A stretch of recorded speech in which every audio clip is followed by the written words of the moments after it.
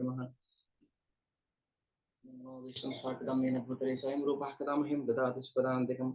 नमो ओं विष्णुपादाय कृष्णप्रेष्ठाय भूतले श्रीमते भक्तिवेदान्तस्वामी नामिने नमस्ते सरस्वती देवे गौरवाणी प्रचारिणे निर्विशेषशून्यवादी पाश्चात्यदेशतारिणे जय श्री कृष्ण चैतन्य प्रभु नित्यानंद श्रीद्वैत गदाधर श्रीवासादि गौरभक्तवृंद हरे कृष्ण कृष्ण कृष्ण हरे हरे हरे राम राम राम हरे हरे नारायणं नमस्कृत्य नरं चैव नरोत्तमं देवीं सरस्वतीं व्यासं ततो जयमुदीरयेत् नष्टप्रायेषु भद्रेषु नित्यं भागवत सेवया भगवद्गीता श्लोके भक्तिर्भवति नैष्ठिकी नमो ओं विष्णुपादाय कृष्णप्रेष्ठाय भूतले हरे कृष्ण ಎಲ್ಲರಿಗೂ ಶ್ರೀಮದ್ ಭಾಗವತಂ ಸ್ಕಂದ 4 ಅಧ್ಯಾಯ 2 ಅಧ್ಯಾಯ 2 ಕಂಪ್ಲೀಟ್ ಆಗಿತ್ತು ಮತ್ತೆ ರಿಪೀಟ್ ಮಾಡ್ತೀನಿ ತುಂಬಾ ಇಂಪಾರ್ಟೆಂಟ್ ಟಾಪಿಕ್ಸ್ ದಯವಿಟ್ಟು ಮಿಸ್ ಮಾಡ್ಕೋಬೇಡಿ ಯಾರು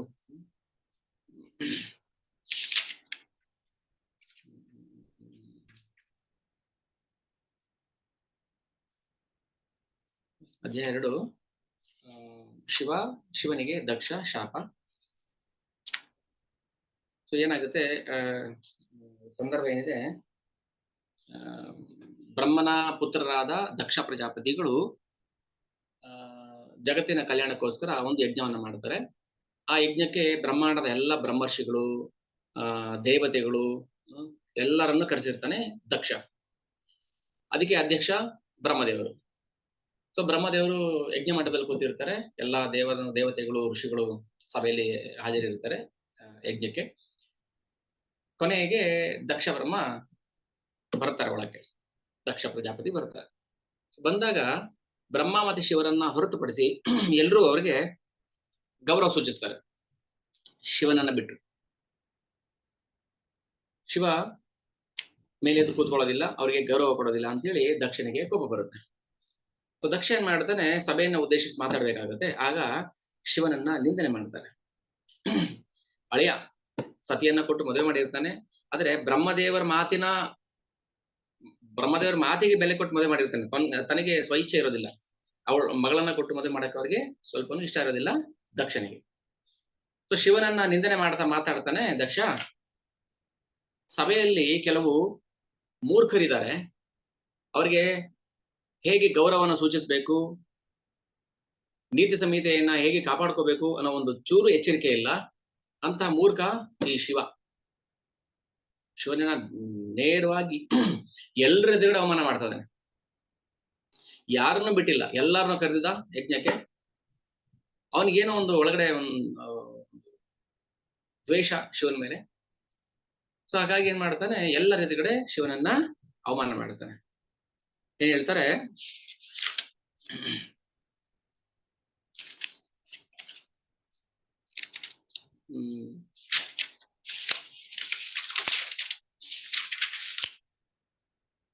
ಶಿವ ಅಯಂ ತು ಲೋಕಪಾಲಾನಾಂ ಯಶೋಗ್ನೋ ನಿರಪತ್ರಪಃ ಸದ್ವಿಚಾರಿತವಂತ ಏನ ಸ್ತಬ್ಧೇನ ದೂಷಿತಃ ಶಿವ ಲೋಕಪಾಲಕರ ಹೆಸರನ್ನ ಕೀರ್ತಿಯನ್ನ ಹಾಳು ಮಾಡಿದ್ದಾನೆ ಸಭ್ಯ ವರ್ತನೆಯ ಪಥವನ್ನೇ ಮಲಿನಗೊಳಿಸಿದ್ದಾನೆ ಏಕೆಂದ್ರೆ ಅವನು ನಾಚಿಕೆ ಇಲ್ಲದವನು ಅವನಿಗೆ ಹೇಗೆ ನಡೆದುಕೊಳ್ಳಬೇಕೆಂಬುದು ತಿಳಿಯದು ಅವನಿಗೆ ಧರ್ಮ ಹೇಗೆ ಪಾಲನೆ ಮಾಡಬೇಕು ಹಿರಿಯರು ಬಂದಾಗ ಹೇಗೆ ಗೌರವ ಸೂಚಿಸಬೇಕು ಅನ್ನೋದು ಗೊತ್ತಿಲ್ಲ ಅವನಿಗೆ ಅಸಭ್ಯ ವರ್ತನೆ ಮಾಡಿದ್ದಾನೆ ನಾಚಿಕೆ ಇಲ್ಲ ಅವನಿಗೆ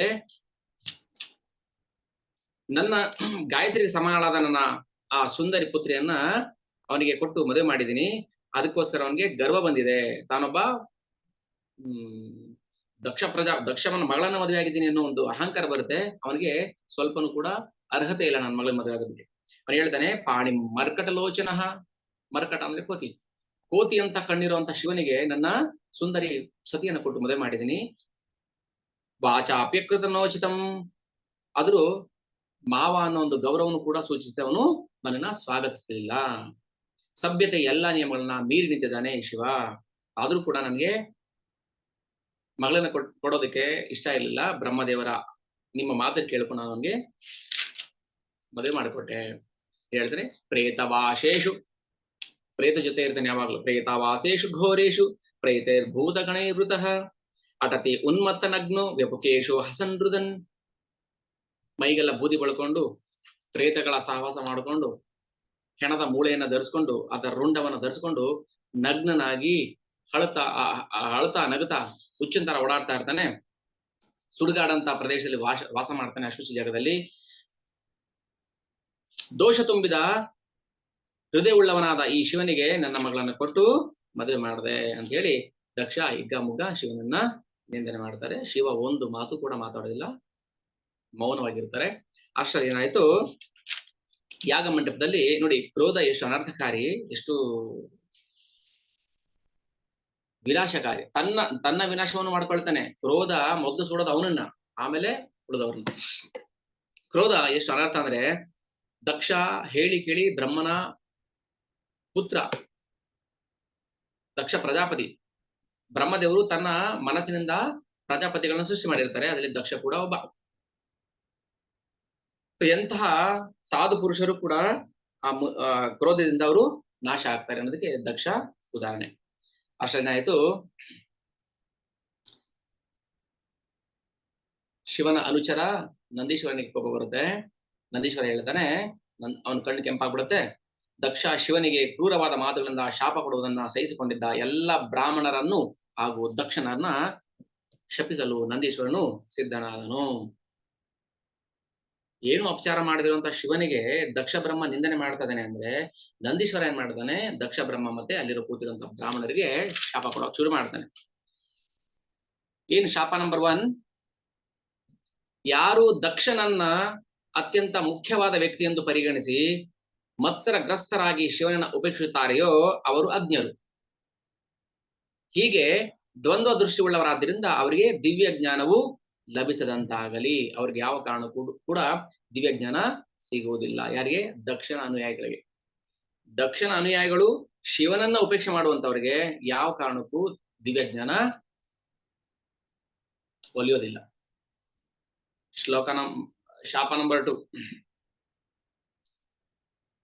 ಧಾರ್ಮಿಕ ಆಡಂಬರವನ್ನ ತೋರಿಸಿಕೊಳ್ಳುವ ಗೃಹಸ್ಥ ಜೀವನದಲ್ಲಿ ವ್ಯಕ್ತಿಯು ಲೌಕಿಕ ಸುಖ ಸಂತೋಷಗಳ ಕಡೆಗೆ ಆಕರ್ಷಿತನಾಗುತ್ತಾನೆ.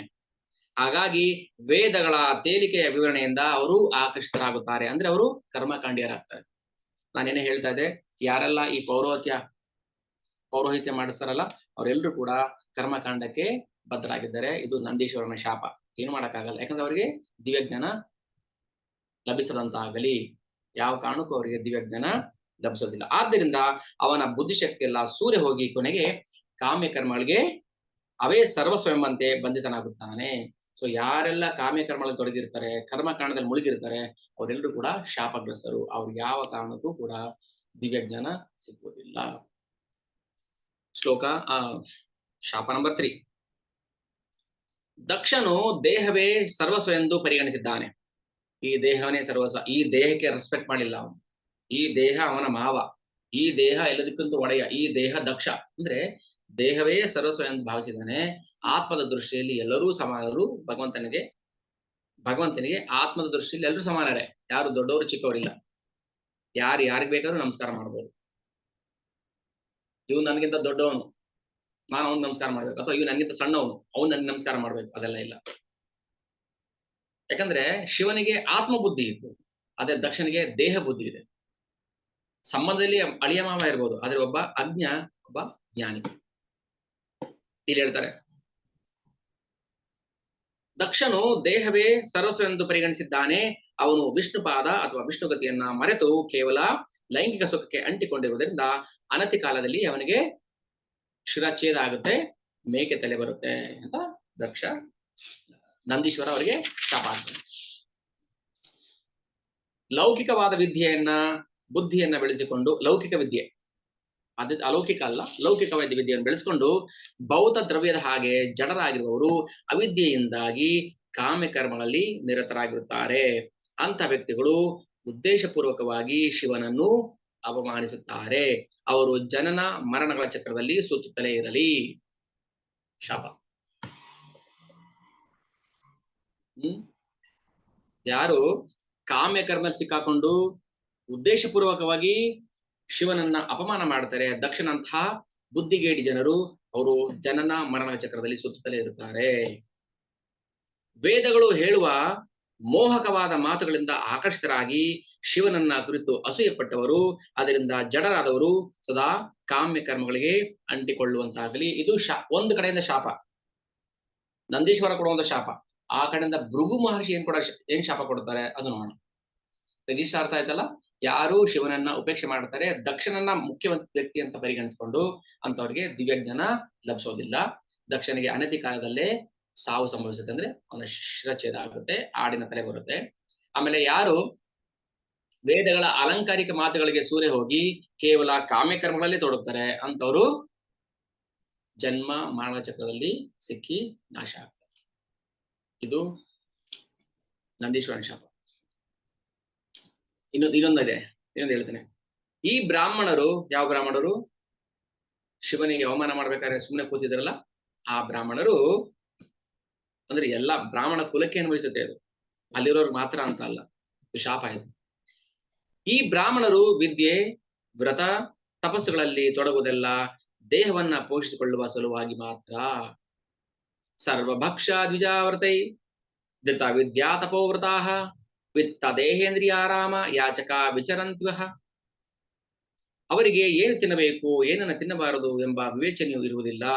ಕೇವಲ ತಮ್ಮ ದೇಹವನ್ನ ತೃಪ್ತಿಪಡಿಸಿಕೊಳ್ಳುವ ಸಲುವಾಗಿ ಅವರು ಮನೆಯಿಂದ ಮನೆಗೆ ಅಲೆದು ತಿರುಪಬೇಡಿ ಹಣವನ್ನ ಗಳಿಸುತ್ತಾರೆ. ವೇದಾಂತ ಸೂತ್ರ ಹೇಳುತ್ತೆ, ಆಕ್ಚುಲಿ ನಾವು ವೇದವನ್ನ ಕಲಿಯೋದೇನಕ್ಕೆ ಅಂದ್ರೆ ಅಥಾತೋ ಬ್ರಹ್ಮ ಜಿಜ್ಞಾಸ. ನಾವು ವೇದವನ್ನ ಕಲಿಬೇಕಾಗಿರೋದು ಭಗವಂತನ ತಿಳ್ಕೊಳ್ಳೋಕೋಸ್ಕರ. ಆದ್ರೆ ಇವರು ವೇದವನ್ನ ಓದೋದೇನಕ್ಕೋಸ್ಕರ, ಮನೆ ಮನೆಗೆ ತಿರುಪಬೇಡಿ ಅದರಿಂದ ಹಣವನ್ನ ಸಂಪಾದನೆ ಮಾಡೋಕ್ಕೋಸ್ಕರ. ಈ ತರ ಬ್ರಾಹ್ಮಣರು ಯಾವ ಕಾಲಕ್ಕೂ ಕೂಡ ಆಧ್ಯಾತ್ಮ ಜ್ಞಾನವನ್ನ ಪಡ್ಕೊಳ್ಳಕ್ಕೆ ಸಾಧ್ಯವೇ ಇಲ್ಲ. ಅವ್ರ ಜೀವನ ಪೂರ್ತಿ ಏನಾಗುತ್ತೆ ಅಂದ್ರೆ ಹೊಟ್ಟೆಪಾಡಿಗೋಸ್ಕರ ಆಗ್ಬಿಡುತ್ತೆ. ಹೊಟ್ಟೆಪಾಡಿಗೋಸ್ಕರ ಪೌರೋಹಿತ್ಯ ಮಾಡಿಕೊಂಡು ಮನೆ ಮನೆಗೆ ತಿರುಗಿಕೊಂಡು ಅವರು ತಮ್ಮ ಜೀವನವನ್ನ ನಾಶ ಮಾಡಿಕೊಳ್ಳಿ. ಇದು ಬ್ರಾಹ್ಮಣರ ದುರ್ಗತಿ. ಹೇಳ್ತಾರೆ, ಸರ್ವಭಕ್ಷ ದ್ವಿಜಾವೃತೈ. ಸರ್ವಭಕ್ಷ ಎಲ್ಲವನ್ನೂ ತಿಂತಾರೆ. ಯಾವ್ದು ತಿನ್ಬೇಕು ಯಾವ್ದು ತಿನ್ಬಾರ್ದು ಅಂತ ಗೊತ್ತಿಲ್ಲ ಅವ್ರಿಗೆ, ಯಾವ್ದು ಸರಿ ತಪ್ಪು ಒಂದು ವಿವೇಕ ಇಲ್ಲ ಅಂತವರು ನಾಶ ಆಗ್ತಾರೆ. ವೇದಾಂತವನ್ನ ಕಲಿತು ಕೂಡ ಅವರು ಕೇವಲ ದೇಹ ರಕ್ಷಣೆಗೋಸ್ಕರ ವ್ಯಾಪಾರ ಮಾಡ್ಕೊಂಡು ಮನೆ ಮನೆಗೆ ಹೋಗಿ ತಿರುಪೆ ಬೇಡ್ಕೊಂಡು ವಾಸ ಮಾಡ್ತಾರೆ, ಜೀವನ ಮಾಡ್ತಾರೆ. ಇಲ್ಲಿ ಹೇಳ್ತಾರೆ, ಬ್ರಾಹ್ಮಣ ಎನ್ನುವುದು ಅದು ಅನುವಂಶೀಯ ಪದ್ಧತಿ ಅಲ್ಲ. ನಮ್ಮ ಅಪ್ಪ ಬ್ರಾಹ್ಮಣ ನಾನು ಬ್ರಾಹ್ಮಣ, ನನ್ನ ತಾತ ಬ್ರಾಹ್ಮಣ ನಾನು ಬ್ರಾಹ್ಮಣ ಅಲ್ಲ. ಬ್ರಾಹ್ಮಣ ಅನ್ನುವುದು ಅವನ ಗುಣಗಳಿಂದ ಬರುತ್ತೆ. ಬ್ರಾಹ್ಮಣ ಅನ್ನೋದು ನೋಡಿ, ಕಲಿಯುಗದಲ್ಲಿ ಪ್ರತಿಯೊಬ್ಬನು ಬೈ ಡಿಫಾಲ್ಟ್ ಹುಡ್ತಾ ಶೂದ್ರ, ಬೈ ಡಿಫಾಲ್ಟ್ ಶೂದ್ರ ಅವನು. ಆಮೇಲೆ ಗುಣಗಳನ್ನ ಬೆಳೆಸ್ಕೋಬೇಕು, ಗುಣಗಳನ್ನ ಬೆಳೆಸ್ಕೊಂಡು ಅವನು ಬ್ರಾಹ್ಮಣ ಆಗ್ಬೇಕು ಹೊರತು ಬೈ ಬರೆದು ಬ್ರಾಹ್ಮಣ ಅಲ್ಲ ಯಾರು. ಓ ನಮ್ಮಪ್ಪ ಬ್ರಾಹ್ಮಣ ಆಗಿದ್ದ ನಾನ್ ಬ್ರಾಹ್ಮಣ, ಅದೇಂಗಾಗುತ್ತೆ? ಬ್ರಾಹ್ಮಣಿಕೆ ಅನ್ನೋದು ಹೇಳ್ತಾರೆ, ಬ್ರಾಹ್ಮಣ ಎನ್ನುವುದು ಅನುವಂಶೀಯವಾದ ಒಂದು ಪದವಿಯೂ ಅಲ್ಲ, ಸ್ಥಾನವೂ ಅಲ್ಲ. ಬ್ರಾಹ್ಮಣೇತರ ಕುಟುಂಬದಲ್ಲಿ ಹುಟ್ಟಿದವನೊಬ್ಬನು ಅಧಿಕೃತ ಗುರುವೊಬ್ಬನ ಉಪದೇಶವನ್ನು ಪಡೆದು ಅದರ ಪ್ರಕಾರ ಸೂಕ್ತ ಅರ್ಹತೆಯಿಂದ ಬ್ರಾಹ್ಮಣನಾಗಲು ಯತ್ನಿಸಿದ ಪಕ್ಷದಲ್ಲಿ ಆ ಬ್ರಾಹ್ಮಣರೆಂದು ಕರೆಸಿಕೊಳ್ಳುವವರು ಅವನನ್ನ ಆಕ್ಷೇಪಿಸುತ್ತಾರೆ. ಉದಾಹರಣೆಗೆ, ಉತ್ತರ ಭಾರತದಲ್ಲಿ ಒಂದು ಪಂಥದವರು ಶಂಕರ ಫಾಲೋವರ್ಸ್, ಅಲ್ಲಿ ಅವರಿಗೆ ಆದಿಶಂಕರ ಅಂದ್ರೆ ಶಂಕರಾಚಾರ್ಯ ಅಂತಾನೆ ಹೇಳ್ತಾರೆ. ಇವಾಗ ಪುರಿ ಅಲ್ಲಿ ಒಂದು ಪೀಠ ಇದೆ, ಪುರಿ ಪೀಠದ ಶಂಕರಾಚಾರ್ಯ, ನಮ್ಮ ಶೃಂಗೇರಿ ಪೀಠದ ಶಂಕರಾಚಾರ್ಯ, ಸೊ ದ್ವಾರಕಾ ಪೀಠದ ಶಂಕರಾಚಾರ್ಯ, ಹೀಗೆ ಶಂಕರಾಚಾರ್ಯ ಅಂತ ಫಾಲೋವರ್. ಅದೇ ಅದು ಹೆಂಗೆ ಹೇಳ್ತಾರೆ ಅಂದ್ರೆ, ಈಗ ಏನ್ ಹೇಳ್ತೀವಿ,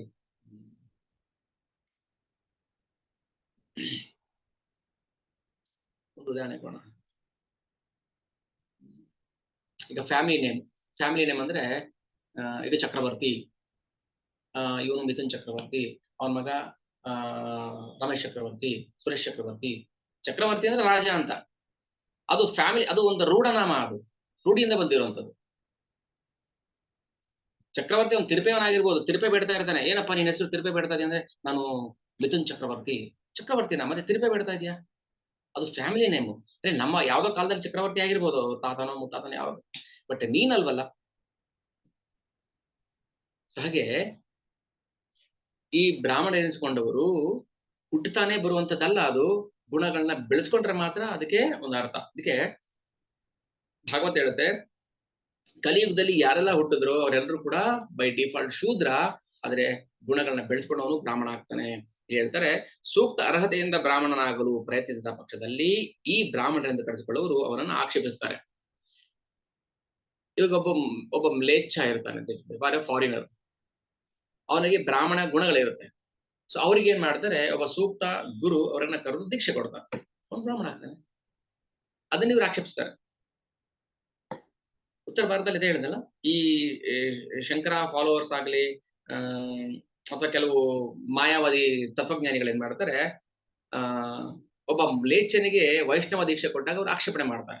ಹಿಂಗೆ ಫಾರಿನರ್ ಹೆಂಗೆ ಇವ್ರು ದೀಕ್ಷೆ ಕೊಡ್ತಾರೆ? ಫಾರಿನರ್ ದೀಕ್ಷೆ ಕೊಡಬಾರ್ದು ಅಂತೇನಿಲ್ಲ, ಅವನೆಲ್ಲ ಗುಣ ಇತ್ತು ಅಂದ್ರೆ ಅವನು ವೈಷ್ಣವನಾಗ್ಬೋದು ಅಥವಾ ಬ್ರಾಹ್ಮಣನಾಗ್ಬೋದು.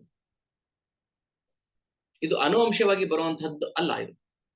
ಅದಕ್ಕೆ ನಂದೀಶ್ವರನ ಶಾಪಕ್ಕೆ ತುತ್ತಾದವರು ಇಂಥ ಬ್ರಾಹ್ಮಣರು. ನಂದೀಶ್ವರನ ಶಾಪಕ್ಕೆ ಈ ಬ್ರಾಹ್ಮಣರು ತುತ್ತಾಗ್ತಾರೆ. ಅಂತ ಬ್ರಾಹ್ಮಣರು ಯಾವ ಕಾಲಕ್ಕೂ ಕೂಡ ಭಗವಂತನ ದಿವ್ಯ ಪ್ರೇಮಕ್ಕೆ ಪಾತ್ರರಾಗುವುದಿಲ್ಲ. ಹೀಗೆ ನಂದೀಶ್ವರ ಏನ್ ಮಾಡ್ತಾನೆ, ಅನುವಂಶಿಕವಾಗಿ ಬಂದಂತ ಎಲ್ಲಾ ಬ್ರಾಹ್ಮಣರು ಶಾಪ ಹಾಕ್ಬಿಡ್ತಾನೆ. ಅದಕ್ಕೆ ಏನ್ ಮಾಡ್ತಾರೆ, ಭೃಗು ಮಹರ್ಷಿಗೆ ಕೋಪ ಬಂತು. ಭೃಗು ಮಹರ್ಷಿ ಬ್ರಾಹ್ಮಣ, ನಮಗೆ ಶಾಪ ಆಗ್ತಾನಲ್ಲ ನಂದೀಶ್ವರ ಅಂತ ಹೇಳಿ ಭೃಗು ಮಹರ್ಷಿ ಏನ್ ಮಾಡ್ತಾರೆ, ಅವ್ರೊಂದು ಶಾಪ ಕೊಡ್ತಾರೆ. ಏನ್ ಶಾಪ? ಭವ ವ್ರತಧರ ಏಚ ತಾನ್ ಸಮನುವೃತಾ ಪಾಷಂಡಿನಸ್ತೆ ಭವಂತು ಸಚ್ಚಾಸ್ತ್ರ ಪರಿಪಂಥಿನಃ.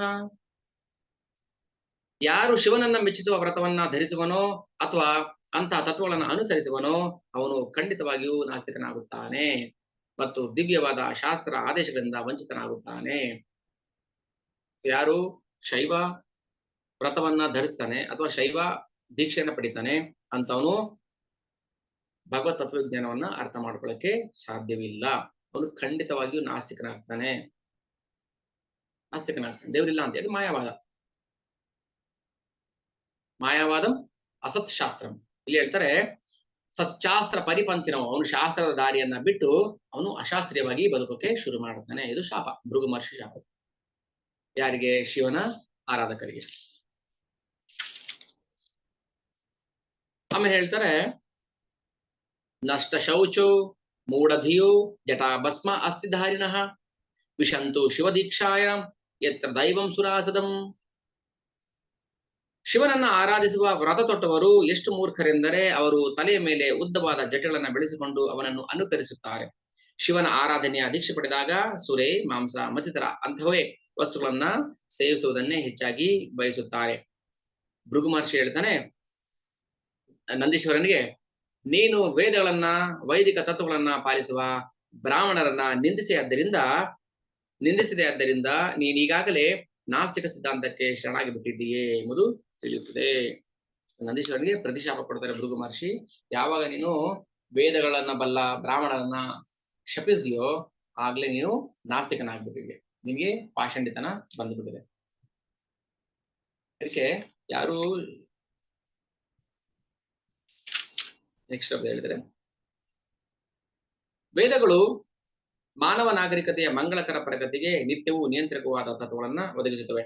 ಅವುಗಳನ್ನ ಹಿಂದಿನ ಕಾಲದಲ್ಲಿ ಕಡ್ಡಾಯವಾಗಿ ಪಾಲಿಸಲಾಗುತ್ತಿತ್ತು. ದೇವತಮ ಪರಮ ಪುರುಷನೇ ಈ ತತ್ವದ ಬಲವಾದ ಪ್ರಮಾಣವಾಗಿದ್ದಾನೆ. ಅವನನ್ನು ಜನಾರ್ದನ, ಸಮಸ್ತ ಜೀವಿಗಳ ಹಿತವನ್ನು ಬಯಸುವವನು ಎಂದು ಕರೆಯುತ್ತಾರೆ. ಭೃಗು ಮಹರ್ಷಿ ಗೊತ್ತು ವಿಷ್ಣುವೇ ಸರ್ವ ಶ್ರೇಷ್ಠ ಅಂತ. ಹಾಗಾಗಿ ಯಾರನ್ನು ಕೂಡ ನಾವು ಯಾವ ದೇವತೆಗಳನ್ನು ಕೂಡ ಬೆಂಬಲಿಸಿ ಅವರಿಂದ ನಾವು ಏನನ್ನು ಪಡೆಯುವ ಅಗತ್ಯವಿಲ್ಲ, ಅಷ್ಟೇ ಇದ್ರ ಅಂತ. ಯಾಕಂದ್ರೆ ಎಲ್ಲಾ ಯಜ್ಞಗಳನ್ನು ಕೂಡ ಭಗವಂತನಿಗೆ ಸಮರ್ಪಿಸಬೇಕು. ಭಗವಂತನೇ ಯಜ್ಞದ ಅಂತಿಮ ಹೋಗ್ತಾರ. ಇಷ್ಟು ಹೇಳ್ತಾರೆ ಭೃಗು ಮಹರ್ಷಿ. ಸಾಧು ಜನರ ಪರಿಶುದ್ಧವೂ ಪರಮೋನ್ನತ ಪಥವೂ ಆದ ವೈದಿಕ ತತ್ವಗಳನ್ನ ಹೀಯಾಳಿಸುವುದರಿಂದ ಭೂತಪತಿ ಶಿವನ ಅನುಚರರಾದ ನೀವು ನಾಸ್ತಿಕತೆಯ ಸ್ಥಿತಿಗೆ ಪತನ ಹೊಂದುವುದರಲ್ಲಿ ಸಂದೇಹವೇ ಇಲ್ಲ. ವೈದಿಕ ತತ್ವಗಳನ್ನ ಯಾವ ಕಾರಣಕ್ಕೂ ಬಿಡಬಾರದು. ಏನು ವೈದಿಕ ತತ್ವ ಅಂದ್ರೆ ವಿಷ್ಣು ಭಕ್ತಿಯನ್ನೇ ಮಾಡುವುದು. ವಿಷ್ಣು ಭಕ್ತಿ ಮಾಡುವುದನ್ನೇ ವೈದಿಕ ತತ್ವಗಳ ಸಾರಾಂಶ. ಹ್ಮ್ ವೈದಿಕ ತತ್ವ ಅಂದ್ರೆ ವೇದದ ತತ್ವ ಏನು? ಭಗವಂತನ ಶರಣಾಗತಿ ಆಗೋದು. ವೇದೈಷ ಸರ್ವೈ ಅಹಮೇವ ವೇದ್ಯೋ ವೇದಾಂತ ಕೃತ್ ವೇದ ವಿದೇವ ಚಾಹಂ. ವೈದಿಕ ತತ್ವದ ಮೂಲ ಸಾರ ಅದು ಕೃಷ್ಣ ಭಕ್ತಿ. ಅದನ್ನೇ ಬಿಟ್ಟು ವೈದಿಕ ತತ್ವಗಳನ್ನ ಹೀಯಾಳಿಸಿ ನೀವು ಶಿವನ ಅನುಚರತೆ ಮಾಡ್ತಾ ಇದ್ದೀರಾ. ಇದರಿಂದ ನೀವು ನಾಸ್ತಿಕತೆಗೆ ಪತನ ಹೊಂದುತ್ತೀರಾ. ಸಾರಾಂಶ ಇಷ್ಟೇ, ಶಿವ ಪರಮ ವೈಷ್ಣವ. ಶಿವನಿಗೆ ಗೊತ್ತು ವೇದದ ಸಾರಾಂಶ ಏನು, ಭಗವಂತನ ಭಕ್ತಿ. ಭಗವಂತನಿಗೆ ದಾಸನಾಗುವುದು ವೇದದ ಅಂತಿಮ ಸಾರಾಂಶ. ಭಗವಂತನನ್ನ ತಿಳಿಯುವುದು ವೇದದ ಸಾರಾಂಶ. ಶಿವನಿಗೆ ಗೊತ್ತು ಅದು, ಆದರೆ ಶಿವನ ಅನುಚರರಿಗೆ ಗೊತ್ತಿಲ್ಲ. ಹಾಗಾಗಿ ಶಿವನ ಅನುಚರರು ಪತಿತರಾಗ್ತಾರೆ. ಹಾಗೇನೇ ಶಂಕರಾಚಾರ್ಯ ಅವರು ಬಂದಿದ್ದು ಅವರು ನಾಸ್ತಿಕವಾದವನ್ನ ದೂರ ಮಾಡಕ್ಕೋಸ್ಕರ. ಅಂದ್ರೆ ಅವಾಗ ಬೌದ್ಧ ಧರ್ಮ ಹೆಸರಲ್ಲಿ ಪ್ರಾಣಿ ಹಿಂಸೆ ನಡೀತಾ ಇತ್ತು. ಯಜ್ಞದ ಹೆಸರಲ್ಲಿ ಪ್ರಾಣಿ ಹಿಂಸೆ ಮಾಡ್ತಾ ಇದ್ರು. ಅದಕ್ಕೋಸ್ಕರ ಬುದ್ಧನಾಗಿ ಭಗವಂತ ಅವತಾರ ತಾಳಿ ವೇದವನ್ನ ಧಿಕ್ಕಾರ ಮಾಡ್ದ, ವೇದ ಇಲ್ಲ ಅಂತೇಳಿ. ಶಂಕರಾಚಾರ್ಯರು ಬಂದೇನ್ ಮಾಡಿದ್ರು, ಇಲ್ಲ ವೇದಗಳಿದಾವೆ, ಆದ್ರೆ ವೇದದ ಸಾರಾಂಶ ಭಗವಂತನನ್ನ ತಿಳ್ಕೊಳ್ಳೋದು ಅಂತೇಳಿ ಏನ್ ಮಾಡ್ತಾರೆ, ಎರಡು ತರ ನಡೆಯುತ್ತೆ. ಅಂದ್ರೆ ಯಾರಿಗೆ ಭಗವಂತನ ನಂಬಿಕೆ ಇಲ್ಲ, ನಾಸ್ತಿಕತೆ ಇರುತ್ತೆ ಮನಸ್ಸಲ್ಲಿ, ಅಂತವ್ರು ಏನ್ ಮಾಡ್ತಾರೆ, ಮಾಯವಾದವನ್ನ ಫಾಲೋ ಮಾಡ್ತಾರೆ. ಹಾಗಾಗಿ ಯಾರಿಗೆ ಭಗವಂತನ ಭಕ್ತಿ ಇಲ್ಲ ಅವರು ನಾಶ ಆಗ್ಬೇಕು ಅಂತಾನೆ ಶಂಕರಾಚಾರ್ಯ ಏನ್ ಮಾಡ್ತಾರೆ, ಮಾಯವಾದವನ್ನ, ಶಿವನ ಆರಾಧನೆಯನ್ನ ಶುರು ಮಾಡ್ತಾರೆ. ಶಿವನೇ, ಸಾಕ್ಷಾತ್ ಶಿವನೇ ಅದು. ಸೊ ಶಿವನೇ ಬಂದು ಶಂಕರಾಚಾರ್ಯನಾಗಿ ಈ ನಾಸ್ತಿಕವಾದವನ್ನ, ಮಾಯವಾದವನ್ನ ಶುರು ಮಾಡ್ತಾರೆ. ಯಾರು ಶಿವನ ತತ್ವವನ್ನ ಫಾಲೋ ಮಾಡ್ತಾರೆ, ಯಾಕಂದ್ರೆ ಶಿವ ಬಂದಿದ್ದು ಭಗವಂತನ ಆಜ್ಞೆ ಮೇಲೆ, ಆದ್ರೆ ಶಿವನ ತತ್ವವನ್ನ ಯಾರು ಪಾಲನೆ ಮಾಡ್ತಾರೆ ಅವರು ಖಂಡಿತವಾಗ್ಲೂ ನಾಸ್ತಿಕ ಮಟ್ಟಕ್ಕೆ ಇಳಿತಾರೆ. ಹೇಳ್ತಾರೆ, ಸಾಧು ಜನರ ಪರಿಶುದ್ಧವೂ ಪರಮೋನ್ನತ ಪದವೂ ಆದ ವೈದಿಕ ತತ್ವಗಳನ್ನ ಹೀಯಾಳಿಸುವುದರಿಂದ ಭೂತಪತಿ ಶಿವನ ಅನುಚರರಾದ ನೀವು ನಾಸ್ತಿಕತೆಯ ಸ್ಥಿತಿಗೆ ಪತನ ಹೊಂದುವುದರಲ್ಲಿ ಸಂದೇಹವೇ ಇಲ್ಲ. ಮೈತ್ರೇಯ ಹೇಳ್ತಾರೆ, ಹೀಗೆ ಶಿವನ ಅನುಚರರು ಮತ್ತು ದಕ್ಷ ಹಾಗೂ ಭೃಗುಮುನಿಯ ಪಕ್ಷದವರು ಶಾಪ ಪ್ರತಿಶಾಪ ಕೊಡುವಲ್ಲಿ ನಿರತರಾಗಿದ್ದಾಗ ಶಿವನು ಬಹು ಖಿನ್ನನಾದನು. ಏನೇನು ಮಾತನಾಡದೆ ತನ್ನ ಅನುಚರರೊಂದಿಗೆ ಯಾಗ ಮಂಟಪವನ್ನು ಬಿಟ್ಟು ಹೊರಟು ಹೋದನು. ಹೀಗೆ ಸಾವಿರಾರು ವರ್ಷ ಯಾಗ ಮಾಡಿ ಸಾವಿರಾರು ವರ್ಷ ಯಾಗ ಮಾಡಿ ಈ ಹಂತಕ್ಕೆ ಬಂದಿದೆ, ಯಜ್ಞವನ್ನ ಮಾಡೋ ಹಂತಕ್ಕೆ ಬಂದಿದೆ. ಅಷ್ಟರಲ್ಲಿ ಈ ತರ ಗಲಾಟೆ ಶುರು ಆಯ್ತು. ಶಿವ ಮತ್ತೆ ದಕ್ಷ ಬ್ರಹ್ಮ ಇಬ್ರು ಯಾಗ ಮಂಟಪವನ್ನು ಬಿಟ್ಟು ಹೋಗ್ಬಿಡ್ತಾರೆ. ಇಷ್ಟು ಅಧ್ಯಾಯ 2ರ ಸಂಕ್ಷಿಪ್ತ ಸಾರಾಂಶ. ಅಧ್ಯಾಯ 3ರಲ್ಲಿ ಏನಾಗುತ್ತೆ, ಶಿವ ಮತ್ತು ಸತಿಯ ಸಂವಾದ. ಸರಿ, ತುಂಬಾ ದಿನ ಆಯ್ತು, ಅಳಿಯ ಮಾವನ ವಿರಸ ಅದು ಸಾಲ್ವ್ ಆಗೋ ತರ ಕಾಣಿಸಿಲ್ಲ. ಈ ವಿರಸಕ್ಕೆ ಏನು ಕಾರಣ? ಸತಿ ಕೇಳ್ತಾಳೆ. ಸೊ ಬ್ರಹ್ಮ ಇದೇನಕ್ಕೆ ದಕ್ಷ ಮಾಡೋ ಕಿರಿಕ್, ಅಧಿಕಾರ ಬಂದಾಗ ಒಂದ್ ಸ್ವಲ್ಪ ಶಕ್ತಿ ಬಂದಾಗ ಏನಾಗುತ್ತೆ, ಅಹಂಕಾರ ಬರುತ್ತೆ. ಇಲ್ಲಿ ಹೇಳ್ತಾರೆ, ಬ್ರಹ್ಮ ದಕ್ಷನನ್ನ ಎಲ್ಲಾ ಪ್ರಜಾಪತಿಗಳ ಅಧಿಪತಿಯನ್ನಾಗಿ ಮಾಡಿದಾಗ ದಕ್ಷನಿಗೆ ಏನಾಗುತ್ತೆ, ಅಹಂಕಾರ ಬರುತ್ತೆ, ಗರ್ವ, ಸೊಕ್ಕು. ದಕ್ಷನಿಗೆ ಶಿವನ ಮೇಲೆ ಹೊಟ್ಟೆ ಕಿಚ್ಚಿತ್ತು, ದ್ವೇಷ ಆಯ್ತು. ಅದಕ್ಕೆ ಪಟ್ಟ ಬೇರೆ ಕಟ್ಟಿರ್ತಾರೆ ಬ್ರಹ್ಮದೇವರು, ನೀನು ಪ್ರಜಾಪತಿಗಳಲ್ಲೇ ಶ್ರೇಷ್ಠ ದಕ್ಷ ಪ್ರಜಾಪತಿ ಅಂತ. ಈಗ ಇನ್ನೂ ಕಾರಣ ಜಂಬ ಇನ್ನೂ ಜಾಸ್ತಿ ಆಯ್ತು. ಸರಿ, ಏನಾಗುತ್ತೆ, ಯಾವಾಗ ಮನುಷ್ಯನಿಗೆ ಅಹಂಕಾರ ಬರುತ್ತೆ ಆಗ ದೇವರನ್ನು ನಿಂದನೆ ಮಾಡ್ತಾನೆ, ಒಳ್ಳೆ ಸಾಧು ಜನರನ್ನು ನಿಂದನೆ ಮಾಡ್ತಾನೆ, ಅಹಂಕಾರ ಬರುತ್ತೆ, ನನ್ಗೆ ಅವನು ನಮಸ್ಕಾರ ಮಾಡಿಲ್ಲ ಅನ್ನೋ ಒಂದು ಗರ್ವ ಬರುತ್ತೆ. ಸರಿ, ಇದಾದ್ಮೇಲೆ ಒಂದು ಯಾಗ ಮಾಡ್ತಾನೆ, ಮತ್ತೆ ವಾಜಪೇಯ ಯಾಗ ಹೇಳ್ತಿಲ್ಲ, ವಾಜಪೇಯ. ಆ ವಾಜಪೇಯ ಯಾಗ ಮಾಡ್ತಾನೆ. ಆ ವಾಜಪೇಯ ಯಾಗಕ್ಕೆ ಬ್ರಹ್ಮನ್ ಬೆಂಬಲ ಇರುತ್ತೆ ಅವನಿಗೆ. ಅಂದ್ರೆ ಬ್ರಹ್ಮ ಅವನ ತಂದೆ ಅಲ್ವಾ, ಆಮೇಲೆ ಪ್ರಜಾಪತಿಗಳಿಗೆಲ್ಲ ನಾಯಕನಾಗಿ ಮಾಡಿರ್ತಾನೆ. ಸೊ ಅದೊಂದು ಓವರ್ ಕಾನ್ಫಿಡೆನ್ಸ್ ಇರುತ್ತೆ ದಕ್ಷನಿಗೆ, ಬ್ರಹ್ಮ ನನಗೆ ಸಪೋರ್ಟ್ ಮಾಡ್ತಾರೆ ಅಂತ. ಅದಾದ್ಮೇಲೆ ಅಲ್ಲಿ ಶಿವನ್ ಕರೆದಿಲ್ಲ. ಅವಾಗ ವಾಜಪೇಯ ಯಾಗ ಮಾಡ್ತಾನೆ, ಶಿವನ್ ಕರೆದಿಲ್ಲ. ಅದಾದ್ಮೇಲೆ ಇನ್ನೊಂದು ಯಾಗ ಮಾಡ್ತಾನೆ, ಹೋಗ್ಲು ಶಿವನ್ ಕರೆಯೋದಿಲ್ಲ. ಈ ಯಾಗದಲ್ಲಿ ಅನೇಕ ಜನ ಬ್ರಹ್ಮರ್ಷಿಗಳು, ದೇವರ್ಷಿಗಳು, ಪಿತೃದೇವತೆಗಳು ಮತ್ತಿತರ ದೇವತೆಗಳು ಸುಂದರವಾದ ಆಭರಣದಿಂದ ಅಲಂಕೃತರಾದ ಅವರ ಪತ್ನಿಯರು ಎಲ್ಲರೂ ಲೋಕದ ಬೇರೆ ಬೇರೆ ಭಾಗಗಳಿಂದ ಬಂದು ಭಾಗವಹಿಸಿದ್ದರು. ಇದು ಒಂದ್ಸಲ ಯಾಗ ಆಯ್ತು, ಅವಮಾನ ಮಾಡದ. ಅದಾದ್ಮೇಲೆ ವಾಜಪೇಯಿ ಯಾಗ ಮಾಡ್ದ, ಶಿವನ್ ಕರೀಲಿಲ್ಲ. ಇನ್ನೊಂದು ಯಾಗ ಮಾಡ್ತಾನೆ, ಇಲ್ಲೂ ಶಿವನ್ ಕರೆದಿಲ್ಲ. ಎಲ್ಲ ಲೋಕದ ದೇವತಾ ಸ್ತ್ರೀಯರು ಈ ಯಜ್ಞಕ್ಕೆ ಆಗಮಿಸಿರ್ತಾರೆ. ಸರಿ, ಒಂದ್ಸಲ ಏನಾಗುತ್ತೆ, ದಕ್ಷಿಣ ಯಾಗ ಮಂಟಪಕ್ಕೆ ಅನೇಕ ಜನ ದೇವತಾ ಸ್ತ್ರೀಯರು ಬರ್ತಾ ಇರ್ತಾರೆ. ಸತಿ ನೋಡ್ತಾಳೆ, ಆಕಾಶ ಮಾರ್ಗವಾಗಿ ಎಷ್ಟೊಂದು ಜನ ದೇವತೆಗಳು ಹೋಗ್ತಿದ್ದಾರೆ. ಅದು ಅಲಂಕೃತವಾಗಿ ಒಡೆವಸ್ತ್ರಗಳನ್ನ ಹಾಕೊಂಡು ಸತಿ ಕೇಳ್ತಾಳೆ, ಏನು ಸಮಾಚಾರ, ಎಲ್ಲ ಇಷ್ಟು ಸಂತೋಷದಿಂದ ವೈಭವದಿಂದ ಹೋಗ್ತಾ ಇದ್ದೀರಲ್ಲ, ಎಲ್ಲಿ ಹೋಗ್ತಾ ಇದ್ದೀರಿ? ಅಲ್ಲ, ಇವ್ರ ಅಪ್ಪ ಮಾಡ್ತಾರೆ ಯಾಗನೇ, ಅದು ಸತಿ ಅಪ್ಪ, ಅದಿಳು ಗೊತ್ತಿಲ್ಲ, ಯಾರೋ ಮೂರನೇ ವ್ಯಕ್ತಿಯಿಂದ ಕೇಳ್ಕೋಬೇಕು. ಸರಿ, ಒಬ್ಳು ಹೇಳ್ತಾಳೆ, ಇದು ದಕ್ಷ ಬ್ರಹ್ಮನ ಯಜ್ಞ, ನಾವ್ ಅಲ್ಲಿಗೆ ಹೋಗ್ತಾ ಇದ್ವಿ, ನಮ್ಮನ್ನೆಲ್ಲ ಕರೆದಿದ್ದಾನೆ, ನಿಮ್ಮನ್ ಕರೆದಿಲ್ವಾ ಅಂದ್ರೆ ಹೆಂಗಾಗ್ಬೇಕು? ಸತಿ ಬೇಜಾರಾಯ್ತು, ಬಂದು ಕೇಳ್ತಾಳೆ ಶಿವನ, ನನ್ನ ತಂದೆ ಅಂತ ಹೇಳಿಲ್ಲ ಅಲ್ಲಿ, ನಿಮ್ಮ ಮಾವ ಈಗ ಒಂದು ಮಹಾ ಯಜ್ಞ ಮಾಡ್ತಾ ಇದ್ದಾರೆ, ಎಲ್ಲಾ ದೇವತೆಗಳು ಅಲ್ಲಿ ಹೋಗ್ತಾರೆ, ನೀವು ಇಚ್ಛೆ ಪಟ್ರೆ ನಾವು ಹೋಗ್ಬೋದಲ್ಲ, ಹೋಗೋಣ ಅಂತ ಹೇಳ್ತಾರೆ. ಸತಿ ದಕ್ಷ ಬ್ರಹ್ಮನಿಗೆ 16 ಜನ ಮಕ್ಳು ಇರ್ತಾರೆ, ಗೊತ್ತಲ್ಲ. 13 ಜನನ ಕಶ್ಯಪನಿಗೆ, ಒಬ್ಬನ ಸತಿನ ಶಿವನಿಗೆ, ಯಾರಿಗೋ. ಸೊ 16 ಜನ ಮಕ್ಕಳು, ಸತಿಗೆ 16 ಜನ ಅಕ್ಕ ತಂಗಿರು ಇರ್ತಾರೆ. ಸೊ ಎಲ್ಲ ಹೋಗ್ತಾ ಇದಾರೆ, ನಾನು ಹೋಗ್ತೀನಿ ಅಂತ ಕೇಳ್ತಾರೆ. ನೀವು ಬನ್ನಿ, ಯಾಗಕ್ಕೆ ಹೋಗೋಣ. ಅದಕ್ಕೆ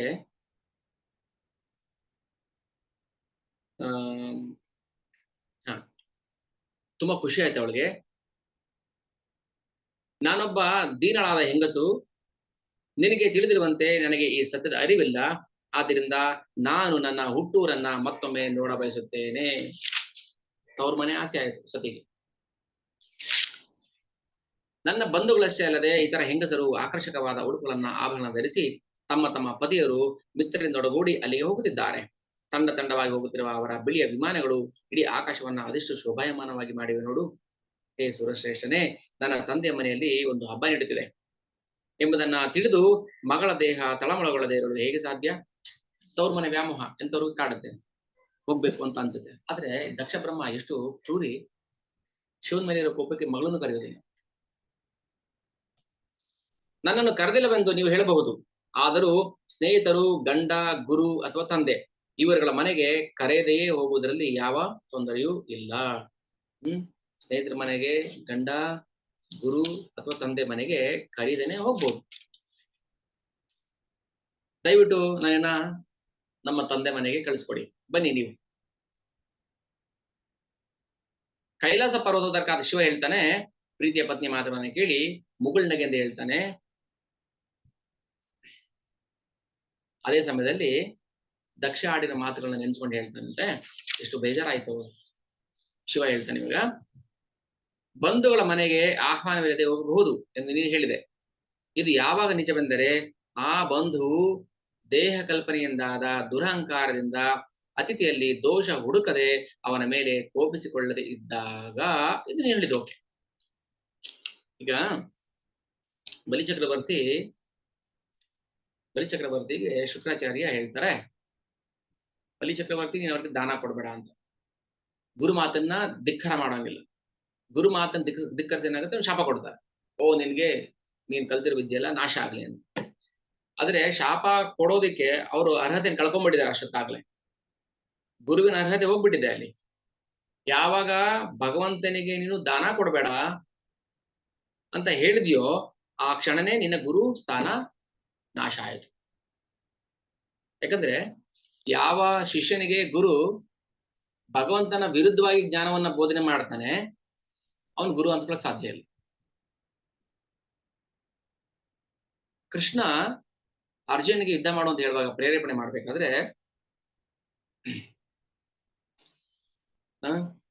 ದ್ರೋಣರನ್ನ ಕೊಲ್ಲು, ಭೀಷ್ಮರನ್ನ ಕೊಲ್ಲು. ಅರ್ಜುನ ಹೇಳ್ತಾನೆ, ದ್ರೋಣ ಭೀಷ್ಮನ ಹೇಗ್ ಕೊಲ್ಲೋದು ನಾನು? ದ್ರೋಣ ನನ್ನ ಗುರು, ತಂದೆ ಸಮಾನ. ಭೀಷ್ಮ ನನ್ನ ತಾತ, ಹಿರಿಯ, ತಂದೆ ಸಮಾನ. ಹೇಗೆ ಕೊಲ್ಲೋದು ನಾನು? ಕಥಂ ಭೀಷ್ಮಂ ಸಂಖ್ಯೆ ದ್ರೋಣಂಚ ಮಧುಸೂದನ ಇಷುಭಿಹಿ ಪ್ರತಿಯೊತ್ಸಾಮಿ ಪೂಜಾರ್ಹ ಹರಿಸೂದನ. ಪೂಜಾರ್ಹ ಹರಿಸೂದನ. ಹರಿಸೂದನ ಅಂದ್ರೆ ಕೃಷ್ಣ. ಓ ಹರಿಸೂದನ, ಇವರು ನನಗೆ ಪೂಜಾರ್ಹರು. ಅಲ್ಲಿ ಅರ್ಜುನ ಯಾಕೆ ಹರಿಸೂದನ ಅಂತ ಹೇಳ್ತಾನೆ ಕೃಷ್ಣನಿಗೆ ಅಂದ್ರೆ, ಹರಿ ಅಂದ್ರೆ ಶತ್ರು, ಶತ್ರುವನ್ನ ನಾಶ ಮಾಡುವವನೇ ಅಂತ ಅರ್ಥ. ಅಂದ್ರೆ ಕೃಷ್ಣನಿಗೆ ಹೆಸರು ಹಿಡಿದು ಯಾಕೆ ಹೇಳ್ತಾನೆ ಅರ್ಜುನ, ಆ ಹೆಸರು ಒಂದು ಅರ್ಥ ಇದೆ. ಗೀತೆಗೆ ಎಲ್ಲೆಲ್ಲಿ ಕೃಷ್ಣನಿಗೆ ಹೆಸರುಗಳು ಬರುತ್ತೆ ಅರ್ಜುನ ಹೇಳೋ ಮಾತುಗಳಲ್ಲಿ, ಅಲ್ಲಿ ಎಲ್ಲದಕ್ಕೂ ಕೂಡ ಒಂದು ಗೂಢ ಅರ್ಥ ಇದೆ. ಓ ಹರಿಸೂದನ, ಕೃಷ್ಣ ತಿಳಿಲ್ಲ ಅಲ್ಲಿ. ನೀನು ಶತ್ರುಗಳ ನಾಶ ಮಾಡ್ತೀಯ, ಆದ್ರೆ ಯಾವತ್ತ ನೀನು ಗುರು ನಾಶ ಮಾಡಿದ್ಯಾ? ಇಲ್ಲ. ತಾತನ ನಾಶ ಮಾಡಿದ್ಯಾ?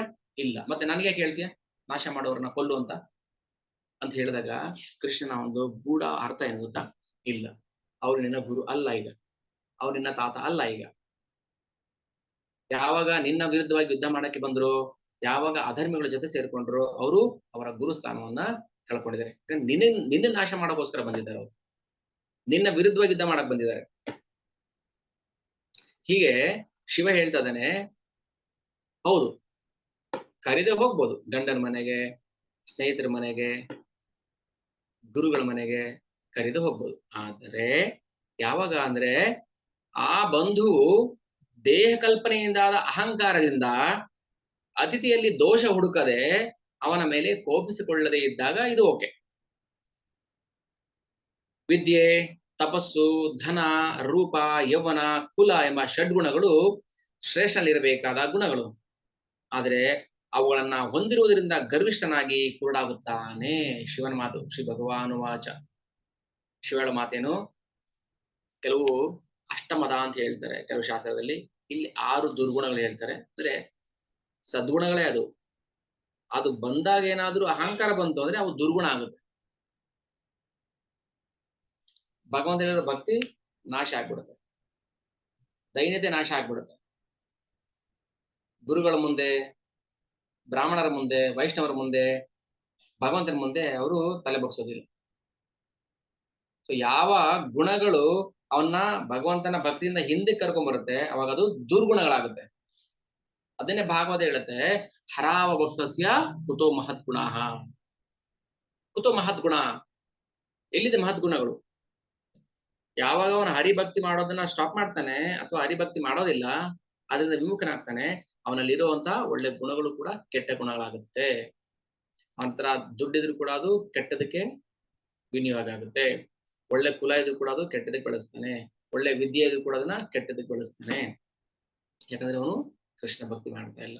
ಶಿವ ಹೇಳ್ತಾ ಇದ್ದಾನೆ, ಹೀಗೆ ಅವನು ವಿವೇಕವನ್ನ ಕಳೆದುಕೊಂಡು ಮಹಾತ್ಮರ ಶ್ರೇಷ್ಠತೆಯನ್ನು ಪುರಸ್ಕರಿಸಲಾರ. ವಿದ್ಯಾ ತಪೋವಿತ್ತ ವಪುರ್ವಯಃ ಕುಲೈಃ ಸತಾಂ ಗುಣೈಃ ಷಡ್ಭಿರ ಸತ್ತಮೇತರೈಃ ಸ್ಮೃತೌ ಹತಾಯಾಂ ಮೃತಮಾನ ದುರ್ದೃಶಃ ಸ್ತಬ್ಧಾನ ಪಶ್ಯಂತಿ ಧಾಮ ಭೂಯಸಾಂ. ಸ್ತಬ್ಧ ಅಂದ್ರೆ ಧೈರ್ಯತೆ ಹೋಗುತ್ತೆ, ಅಂದ್ರೆ ಯಾರ ಮುಂದೆ ತಲೆ ಬಗ್ಸೋದಿಲ್ಲ. ಸ್ತಬ್ಧ, ಹೇಗೆ ಮರದ ದಿಮ್ಮಿ ನಿಂತಿರುತ್ತಲ್ಲ, ಅದು ಯಾರ ಮುಂದೆ ಬೆಂಡ್ ಆಗೋದಿಲ್ಲ, ಅದು ಹಿಂಗ್ ನಿಂತಿರ್ತದೆ. ಯಾರು ಬಂದ್ರು ಹಿಂಗೆ, ಗುರು ಬಂದ್ರು ಹಿಂಗೆ, ದೇವ್ರ ಮುಂದೆ ಹಿಂಗೆ ಇರ್ತಾರೆ, ಬಗ್ಗೋದೇ ಇಲ್ಲ ತಲೆ. ಸ್ತಬ್ಧ. ಇದನ್ನ ಇಂದ್ರ ಹೇಳ್ತಾನೆ ಕೃಷ್ಣನಿಗೆ. ಅಜ್ಞಶ್ಚ ಬಾಲಿಶ ಸ್ತಬ್ಧಂ ಪಂಡಿತಮಾನಿನಃ. ಬುದ್ಧಿ ಇಲ್ಲದ ಮನುಷ್ಯ ಅವನು, ಹುಡುಗ ಸ್ತಬ್ಧವಾಗಿರ್ತಾನೆ, ಯಾರ ಮಾತು ಕೇಳೋದಿಲ್ಲ ಅಂತ ಅರ್ಥ. ಹಾಗೆ ಈ ಅಷ್ಟ ಮದಗಳು ಬಂದಾಗ ಏನಾಗುತ್ತೆ, ಅವನಲ್ಲಿ ದೈನ್ಯತೆ ಹೋಗ್ಬಿಡುತ್ತೆ, ವಿವೇಕವನ್ನ ಕಳ್ಕೊಂಡ್ ಬಿಡ್ತಾನೆ. ಅವನಿಗೆ ಯಾರನ್ನು ಕೂಡ ಸತ್ಕಾರ ಮಾಡ್ಬೇಕು ಅನ್ನೋ ಮನಸ್ಸು ಬರೋದಿಲ್ಲ. ನೋಡ್ತೀವಲ್ವ ಈಗ. ಹಾಗೆ ಯಾವ್ದು ಒಳ್ಳೇದೋ ಅದೇ ಕೆಟ್ಟದ್ದು ಆಗ್ಬೋದು. ಹಾಲು ಒಳ್ಳೇದು, ಆದ್ರೆ ಹಾವು ಮುಟ್ಟಿದ ಹಾಲು ಒಳ್ಳೇದಲ್ಲ. ಹಾಗೇನೆ ಭಗವಂತನ ಭಕ್ತಿ ಇಲ್ಲದ ಯಾವ ಗುಣಗಳು ಕೂಡ ಅವು ಗುಣ ಅಂತ ಅನ್ಸ್ಕೊಳ್ಳೋದಿಲ್ಲ. ನೆಕ್ಸ್ಟ್ ಶಿವ ಹೇಳ್ತಾನೆ, ಅತಿಥಿಯನ್ನ ಕೆಂಡ ಗಂಡುಗಳಿಂದ ನೋಡುವಂತಹ ಕದಡಿದ ಬುದ್ಧಿ ಉಳ್ಳವನ ಮನೆಗೆ ಅವನು ಬಂಧುವೇ ಆಗಿರಲಿ ಮಿತ್ರನೇ ಆಗಿರಲಿ ಹೋಗಬಾರದು. ಸತಿ ಹೇಳಿದ್ ಸರಿ, ಬಂಧು ಮನೆಗೆ ಹೋಗ್ಬೇಕು ಕರೀದಾನೆ, ಆದ್ರೆ ಯಾವಾಗ ಅವನು ಆ ಇನ್ನೊಬ್ಬ ಅತಿಥಿಯನ್ನ ಕೆಂಡದಿಂದ ನೋಡುವಂತಹ, ಕೋಪದಿಂದ ನೋಡುವಂತಹ, ಅಥವಾ ಅವನಲ್ಲಿ ಕದಡಿದ ಬುದ್ಧಿ ಇದ್ರೆ ಅವ್ರ ಮನೆಗೆ ಹೋಗ್ಬಾರ್ದು. ಅವ್ನ ಮಿತ್ರನೇ ಆಗಿರ್ಲಿ, ಶತ್ರುನೇ ಆಗಿರ್ಲಿ, ಅವ್ರ ಮನೆಗೆ ಹೋಗ್ಬಾರ್ದು.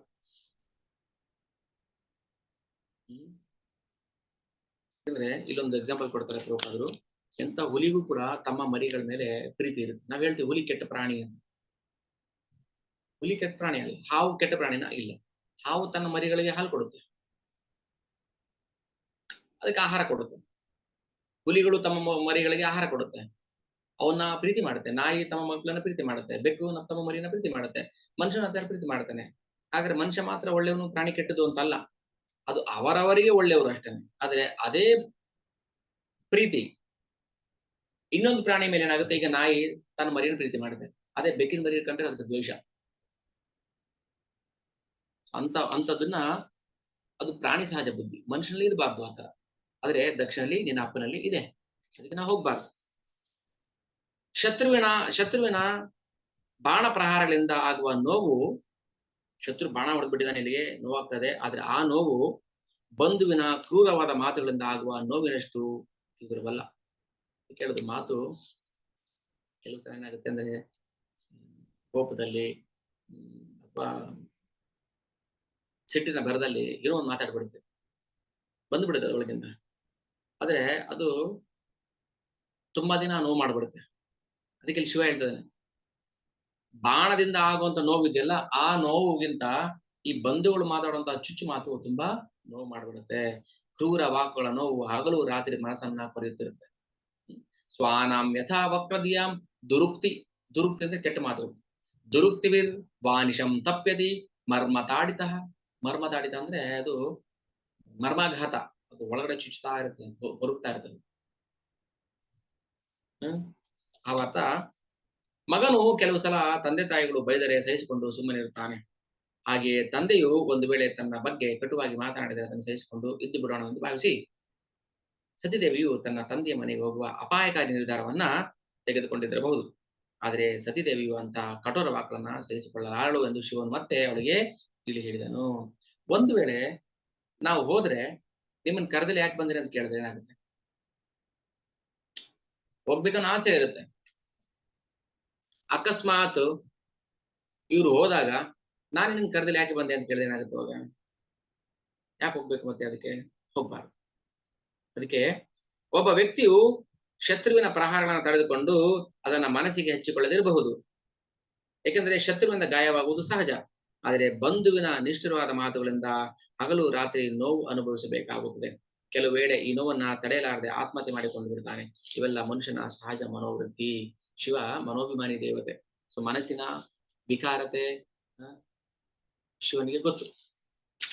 ಮನಸ್ಸಿನ ಸಂಕಲ್ಪ ವಿಕಲ್ಪಗಳು ಶಿವನಿಗೆ ಅರ್ಥ ಆಗುತ್ತೆ. ಒಂದ್ ವೇಳೆ ಏನಾದ್ರೂ ಒಂದು ಚುಚ್ಚು ಮಾತಾಡಿದ್ರೆ ಮತ್ತೆ ನಿನ್ಗೇನಾಗುತ್ತೆ? ನಿನ್ನ ಆತ್ಮಹತ್ಯೆ ಮಾಡ್ಕೊಳ್ತೀಯ. ಮುಂಚೆನೆ ಹೇಳ್ತಾನೆ ಆತ್ಮಹತ್ಯೆ ಮಾಡ್ಕೊಳ್ಳೋಕೆ ಕಾರಣ ಏನು? ಶಿವ ಮುಂಚೆನೆ ಹೇಳಿರ್ತಾನೆ, ಆದ್ರೆ ಅದನ್ನ ಕೇಳೋದು ಧಿಕ್ಕರಿಸಿ ಹೋಗ್ತಾಳೆ, ಗಂಡನ ಮಾತನ್ನ ಧಿಕ್ಕರಿಸಿ. ಮುಂದೆ ಹೇಳೋಣ. ಓ ಪ್ರಿಯ ಪತ್ನಿ, ನಿಮ್ಮ ಅಪ್ಪನಿಗೆ 16 ಜನ ಮಕ್ಕಳು, ಹೆಣ್ಣು ಮಕ್ಕಳು. ಅದರಲ್ಲಿ ನಿನ್ ಕಂಡ್ರೆ ತುಂಬಾ ಪ್ರೀತಿ ಅವನಿಗೆ, ಹೌದಾ? ಅಷ್ಟು ಪ್ರೀತಿ ಇದ್ರು ಕೂಡ ಯಾಕೆ ನಿನ್ನ ಕರೆದಿಲ್ಲ ಹೇಳು? ನನ್ನ ಮೇಲೆ ನಿನ್ ದ್ವೇಷಕ್ಕೋಸ್ಕರ. ನೀನೇನು ಮಾಡಿಲ್ಲ ನಿನ್ನಪ್ಪನಿಗೆ. ನಿನ್ನಪ್ಪನಿಗೆ ತುಂಬಾ ಪ್ರೀತಿ, ನಿನ್ನ ಕಂಡ್ರೆ ತುಂಬಾ ಇಷ್ಟ ಅವರಿಗೆ. ಆದ್ರೆ ನನ್ನ ಮೇಲಿರೋ ಕೋಪಕ್ಕೆ ಅವನೇನಾದ್ರು ನಿನಗೆ ಚುಚ್ಚು ಮಾತಾಡಿದ್ರೆ ನೀನ್ ಸಹಿಸ್ಕೊಳ್ಳಲ್ಲ. ಸಹಿಸ್ಕೋತೀಯ? ಒಂದ್ ವೇಳೆ ಗಂಡನಿಗೆ ಏನಾದ್ರು ಯಾರೋ ಹೆಂಡತಿ ಮುಂದೆ ಗಂಡನ ಹೀಯಾಳಿಸಿ ಮಾತಾಡ್ತಾರೆ ಅಂತ ಇಟ್ಕೊಳ್ಳಿ, ಸಹಿಸಕ್ಕಾಗತ್ತ ಅವಾಗ? ಅದು ನಿನ್ನ ಅಪ್ಪನೇ ಮಾತಾಡ್ಬೇಕಾದ್ರೆ ಹೆಂಗಾಗುತ್ತೆ ನಿನ್ಗೆ? ಇಲ್ಲಿ ಹೇಳ್ತಾರೆ, ಆದ್ರೆ ನೀನು ನನ್ನ ಹೆಂಡತಿ ಆದ್ರಿಂದ ನಿನಗೆ ಅವನ ಮನೆಯಲ್ಲಿ ಗೌರವ ಕೊಡುವುದಿಲ್ಲ. ಶಿವನ ಹೆಂಡತಿ ಅನ್ನೋ ಒಂದೇ ಕಾರಣಕ್ಕೋಸ್ಕರ ನಿನ್ನನ್ನು ಅವಮಾನ ಮಾಡ್ಬೋದು ಅವನು. ಮಗಳೂನು ಪ್ರೀತಿ ಇರುತ್ತೆ ಒಂದ್ ಕಡೆ, ಆದ್ರೆ ನನ್ನ ದ್ವೇಷಿಯ ಹೆಂಡತಿ ಅಂತ ಬರುತ್ತೆ, ಅಲ್ಲಿ ಶಿವನ ಹೆಂಡತಿ ಅಂತ ಬರುತ್ತೆ, ಮಗಳು ಅಂತ ಬರೋದಿಲ್ಲ. ಅವಾಗ ಏನಾಗುತ್ತೆ? ನಿನಗೆ ಬೇಜಾರಾಗುತ್ತೆ. ಮತ್ತೆ ವಾಪಸ್ ಬರ್ತೀಯ ಆ ಮುಖ ಇಟ್ಕೊಂಡು ಮನೆಗೆ? ಇಲ್ಲ. ಒಂದ್ ವೇಳೆ ನಾನ್ ಬಂದಿಲ್ಲ ಅಂತ ಇಟ್ಕೋ ಸತಿ, ನೀನು ಒಬ್ಬಳೇ ಹೋಗ್ತೀಯ, ಆದ್ರೂ ಕೂಡ ನಿನಗೆ ಅವಮಾನ ಮಾಡ್ತಾನೆ. ಅಥವಾ ನಾವಿಬ್ರು ಒಟ್ಟಿಗೆ ಹೋಗ್ತೀವಿ ಅಂತ ಇಟ್ಕೋ, ನಿನ್ನ ನೋಡ್ತಾ ನನ್ನನ್ನ ಹೀಯಾಳಿಸ್ತಾನ. ಇವನ್ನ ಕರ್ಕೊಂಬಂದ, ಇವನಂತ ನೀಚ ಗೊತ್ತಾ ಅಂತ ಏನಾದ್ರು ನಿನ್ನ ನೋಡ್ಕೊಂಡು ನನ್ನನ್ನ ಹೀಯಾಳಿಸಿ ನಿನ್ನ ಮುಂದೆ ಕೆಟ್ಟದಾಗ ಮಾತಾಡೋ ನಿನ್ಗೇನ್ ಅನ್ಸುತ್ತೆ? ಅದಕ್ಕೆ ಅಹಂಕಾರದಿಂದ ವರ್ತಿಸುವವನು ಸದಾ ಮಾನಸಿಕವಾಗಿ ಮತ್ತು ದೈಹಿಕವಾಗಿ ನೋವನ್ನು ಅನುಭವಿಸುತ್ತಾನೆ. ಇಂಥವನು ಆತ್ಮ ಸಾಕ್ಷಾತ್ಕಾರ ಹೊಂದಿದವರ ಸತ್ಕೀರ್ತಿಯನ್ನ ಸಹಿಸಲಾರನು. ಆತ್ಮ ಸಾಕ್ಷಾತ್ಕಾರ ಪಡೆಯುವ ಮಟ್ಟಕ್ಕೆ ಏರಲಾರದೆ ಅವನು ಅಂತವರನ್ನ ದ್ವೇಷಿಸುತ್ತಾನೆ. ರಾಕ್ಷಸರು ದೇವೋತ್ತಮ ಪರಮಪುರನ್ನ ದ್ವೇಷಿಸುವಂತೆ. ಭಾವಾರ್ಥ, ಇಲ್ಲಿ ಶಿವ ಮತ್ತೆ ದಕ್ಷನ ನಡುವೆ ಯಾಕೆ ಮನಸ್ತಾಪ ಬಂತು ಅಂದ್ರೆ, ಶಿವ ಬ್ರಹ್ಮ ಮತ್ತೆ ದಕ್ಷರ ಸ್ಥಾನಕ್ಕಿಂತ ಎತ್ತರದವನು. ಸಂಬಂಧದಲ್ಲಿ ವಯಸ್ಸಲ್ಲಿ ಸಣ್ಣವನಿರ್ಬೋದು, ಆದ್ರೆ ಶಿವ ಅವರಿಬ್ಬರ ಸ್ಥಾನಕ್ಕಿಂತನೂ ಎತ್ತರದವನು. ಬ್ರಹ್ಮದೇವರು ಕೂಡ ಶಿವನನ್ನ ಪೂಜೆ ಮಾಡ್ತಾರೆ, ಭಕ್ತಿ ಮಾಡ್ತಾರೆ. ಬ್ರಹ್ಮನ ಸ್ಥಾನ ಶಿವನ ಸ್ಥಾನಕ್ಕಿಂತ ಕೆಳಗಿದ್ದು, ಶಿವ ಅದಕ್ಕಿಂತ ಮೇಲಿನದು. ಇಲ್ಲಿ ಏನಾಯ್ತು, ಶಿವನು ದೇವೋತ್ತಮ ಪರಮ ಪುರುಷನ ಒಂದು ಗುಣಾವತಾರವಾದ್ದರಿಂದಲೂ ಮತ್ತು ಅವನಿಗೂ ಪರಮಾತ್ಮನಿಗೂ ಇದ್ದ ನೇರ ಸಂಪರ್ಕದ ಕಾರಣ ಅವನಿಗೆ ಕೂರಲು ದಕ್ಷನಿಗಿಂತ ಉನ್ನತ ಆಸನವನ್ನ, ದಕ್ಷನಿಗಿಂತ ಎತ್ತರ ಆಸನವನ್ನ ಕೊಟ್ಟಿರ್ತಾರೆ. ಇದಕ್ಕೆ ದಕ್ಷನಿಗೆ ಕೋಪ ಇತ್ತು, ಮನಸ್ತಾಪ ಇತ್ತು. ನನ್ನ ಅಳಿಯ ನನ್ನಿಂದ ಮೇಲೆ ಇದಾನಲ್ಲ ಅಂತ. ಇದಲ್ಲದೆ ಬೇರೆ ಕಾರಣಗಳಿದ್ದವು. ಸಂಪತ್ತಿನ ಸೊಕ್ಕಿನಿಂದ ದಕ್ಷನಿಗೆ ಶಿವನ ಉನ್ನತ ಸ್ಥಾನವನ್ನ ಸಹಿಸಿಕೊಳ್ಳಲಾಗಲಿಲ್ಲ. ತನ್ನ ಎದುರಿನಲ್ಲಿ ಶಿವನು ಎದ್ದು ನಿಲ್ಲವೆಂದು, ತನ್ನ ಎದುರುಗಡೆ ಶಿವ ಎದ್ದು ನಿಂತ್ಕೊಳ್ಳಿಲ್ಲ ಅಂತ ದಕ್ಷನ ದ್ವೇಷ ಸಾಧನೆಗೆ ಒಂದು ನೆಪವಾಯಿತು. ಶಿವನು ಸದಾ ಧ್ಯಾನಮಗ್ನಾಗಿ ಪರಮಾತ್ಮನನ್ನ ನೋಡುತ್ತಾನೆ ಎಂಬುದನ್ನ ಈ ಶ್ಲೋಕದಲ್ಲಿ ಪುರುಷ ಬುದ್ಧಿ ಸಾಕ್ಷಿಣ. ಶಿವನಿಗೆ ಯಾರಲ್ಲೂ ಕೂಡ ಭೇದ, ಸ್ಥಾನ ಭೇದ ಅಥವಾ ಯಾವ ರೀತಿಯಲ್ಲೂ ಭೇದ ಇರಲಿಲ್ಲ. ಎಲ್ಲರೂ ಸಮಾನವಾಗಿ ಕಾಣ್ತಾ ಇದ್ದ. ಯಾಕಂದ್ರೆ ಅವನು ವೈಷ್ಣವ, ಅವನಿಗೆ ದಕ್ಷನಿಗೆ ಏನ್ ಮರ್ಯಾದೆ ಕೊಡ್ಬೇಕು ಅದನ್ನ ಕೊಟ್ಟಿದ್ದ, ಆದ್ರೆ ಅವನಿಗೆ ಗುರುತಿಸ್ಕ ಆಗಿಲ್ಲ ಅಷ್ಟೇ. ಯಾರ ಬುದ್ಧಿಯು ಸದಾ ದೇವೋತ್ತಮ ಪರಮ ಪುರುಷನ ಧ್ಯಾನದಲ್ಲಿ ಮುಳುಗಿರುವುದೋ ಅವನ ಸ್ಥಾನ ಬಹಳ ಉನ್ನತವಾದದ್ದು. ಇದನ್ನ ಯಾರು ಅದರಲ್ಲಿ ಒಬ್ಬ ಸಾಮಾನ್ಯ ವ್ಯಕ್ತಿಯಂತೂ ಅನುಕರಿಸಲಾರ. ಶಿವ ಮಾಡೋದ್ ನಾವು ಮಾಡಕ್ಕಾಗಲ್ಲ, ಯಾಕಂದ್ರೆ ಶಿವ ಸದಾ ಭಗವಂತ ಧ್ಯಾನ ಮಾಡ್ತಾ ಇರ್ತಾನೆ. ಯಾವಾಗ ಸದಾ ಭಗವಂತನ ಧ್ಯಾನ ಮಾಡ್ತಾರೋ ಅವ್ರಿಗೆ ಬೇರೆ ಯಾವ ಕರ್ಮಕಾಂಡಗಳು ಇರೋದಿಲ್ಲ. ಯಾರು ಪ್ರೋಟೋಕಾಲ್ಸ್, ದೊಡ್ಡವ್ರು ಬಂದಾಗ ನಿಂತ್ಕೋಬೇಕು, ತಲೆ ಬಗ್ಸ್ಬೇಕು ಇರೋದಿಲ್ಲ, ಅವಶ್ಯಕತೆ ಇಲ್ಲ. ಯಾರಿಗೆ ಸದಾ ಭಗವಂತನ ಧ್ಯಾನದಲ್ಲಿ ಇರೋದು ನಾವು ಮಾಡ್ಬೇಕು. ಪ್ರತಿ ಕ್ಷಣನೂ ಭಗವಂತನ ಧ್ಯಾನ ಮಾಡೋರು ದೊಡ್ಡವ್ರು ಬಂದ್ರು ನಮಸ್ಕಾರ ಹರೇ ಕೃಷ್ಣ ಪ್ರಣಾಮ್ ಹೇಳೋ ಅಗತ್ಯ ಇಲ್ಲ. ಯಾಕಂದ್ರೆ ಅವನು ಆಲ್ರೆಡಿ ಆ ಹಂತಕ್ಕಿಂತ ಅವನು ಉನ್ನತ ಹಂತದಲ್ಲಿ ಇರ್ತಾನೆ, ಸದಾ ಭಗವಂತ ಧ್ಯಾನ ಮಾಡೋನು. ಅದಕ್ಕೆ ಶಿವನಿಗೆ ಅದನ್ನ ಎಕ್ಸೆಂಪ್ಷನ್ ಇತ್ತು. ದಕ್ಷನು ಪ್ರವೇಶದನ್ನ ಶಿವನು ನೋಡದೇ ಇರಬಹುದು, ಆದರೆ ಬಹಳ ಕಾಲದಿಂದ ದಕ್ಷನು ಶಿವನ ಬಗ್ಗೆ ದ್ವೇಷವಿಟ್ಟುಕೊಂಡಿದ್ದರಿಂದ ಈ ಅವಕಾಶವನ್ನ ಉಪಯೋಗಿಸಿಕೊಂಡು ಅವನನ್ನು ಶಪಿಸಿದನು. ನಾವು ದೇಹಕ್ಕೆ ಗೌರವ ತೋರಿಸಿದರೆ ಆ ಗೌರವ ಸಲ್ಲುವುದು ಭೌತಿಕ ಶರೀರಕ್ಕಲ್ಲ, ಅದು ಪರಮಾತ್ಮನ ನೆಲೆಯಾದ ಶರೀರಕ್ಕೆ. ಹೀಗಾಗಿ ಯಾರು ಪರಮಾತ್ಮನನ್ನ ಸದಾ ಧ್ಯಾನಿಸುತ್ತಿರುತ್ತಾರೋ ಅವರು ಸದಾ ಪರಮಾತ್ಮನಿಗೆ ಪ್ರಣಾಮ ಸಲ್ಲಿಸಿದ್ದಾರೆ ಎಂದು ಅರ್ಥ. ದಕ್ಷನು ಉದಾತ್ತ ವ್ಯಕ್ತಿ ಅಲ್ಲವಾದ್ದರಿಂದ ದಕ್ಷನಿಗೆ ಅಷ್ಟು ಬುದ್ಧಿ ಇಲ್ಲ, ಅವನಿಗೆ ದೇಹ ಬುದ್ಧಿ. ಅವನು ಪ್ರಣಾಮ ಸಲ್ಲಿಸುವುದು ಭೌತ ಶರೀರಕ್ಕೆ ಎಂದು ಭಾವಿಸಿದ್ದನು ಮತ್ತು ಶಿವನು ದಕ್ಷನ ಭೌತ ಶರೀರಕ್ಕೆ ನಿಂತು ಗೌರವ ಸಲ್ಲಿಸಲಿಲ್ಲವಾದ್ದರಿಂದ ದಕ್ಷನಿಗೆ ಶಿವನ ಬಗ್ಗೆ ದ್ವೇಷ ಹುಟ್ಟಿತು. ಮತ್ತೆ ಹೇಳ್ತದಾನೆ ಶಿವ ತನ್ನ ಹೆಂಡತಿಗೆ, ಬಂಧು ಮಿತ್ರರು ಪರಸ್ಪರ ಶುಭ ಕಾಮನೆಗಳನ್ನು ಹೇಳುವಾಗ, ವಿಶ್ ಮಾಡುವಾಗ ಎದ್ದು ನಿಂತು ಒಬ್ಬರನ್ನೊಬ್ಬರು ಸ್ವಾಗತಿಸಿ ಅಭಿನಂದಿಸ್ತಾರೆ. ಯಾವಾಗ ಬಂದ್ರ, ಓಕೆ, ಹೇಗಿದ್ದೀರಾ, ಚೆನ್ನಾಗಿದ್ದೀರಾ, ಓಕೆ ಕೂತ್ಕೊಳ್ಳಿ. ಆದ್ರೆ ಉನ್ನತ ಪಾರಮಾರ್ಥಿಕ ಮಟ್ಟವನ್ನ ತಲುಪಿದವನು, ಅಂದ್ರೆ ಉನ್ನತ ಪಾರಮಾರ್ಥಿಕ ತಲುಪಿದವನು ಪ್ರಾಜ್ಞನಾದ್ದರಿಂದ ಅಂತಹ ಪ್ರಣಾಮಗಳನ್ನ ದೇಹದಲ್ಲಿ ಅಂತರ್ಯಮಿಯಾಗಿರುವ ಪರಮಾತ್ಮನಿಗೆ ಸಲ್ಲಿಸುತ್ತಾನೆ ಹೊರತು ದೇಹದ ಜೊತೆಗೆ ಗುರುತಿಸಿಕೊಳ್ಳುವ ವ್ಯಕ್ತಿಗಲ್ಲ. ನಾವ್ ಯಾರಿಗಾದ್ರೂ ಹರೇ ಕೃಷ್ಣ ಹೇಳ್ತೀವಿ, ದಂಡ ಪ್ರಣಾಮ ಮಾಡ್ತೀವಿ. ಗುರು ಶಿಷ್ಯನಿಗೂ ಮಾಡ್ಬೋದು, ಶಿಷ್ಯ ಗುರುಗೂ ಮಾಡ್ಬೋದು, ತನಗಿಂತ ಉನ್ನತವಾಗಿರೋನ್ಗೂ ಮಾಡ್ಬೋದು, ತನಗಿಂತ ಕೆಳಗಿರೋನ್ಗೂ ಮಾಡ್ಬೋದು, ಯಾವ ಭೇದ ಇಲ್ಲ. ಯಾಕಂದ್ರೆ ಅವ್ನು ಮಾಡ್ತಾ ಇರೋದು ಈ ಭೌತಿಕ ಶರೀರಕ್ಕಲ್ಲ, ಶರೀರದ ಒಳಗಿರುವಂತ ಅಂತರ್ಯಾಮಿ ಪರಮಾತ್ಮನಿಗೆ ಅನ್ನೋದು ಗೊತ್ತಿರುತ್ತೆ. ಶಿವನಿಗೆ ಗೊತ್ತದು, ಅದಕ್ಕೆ ದಕ್ಷನಿಗೆ ಗೊತ್ತಿಲ್ಲ.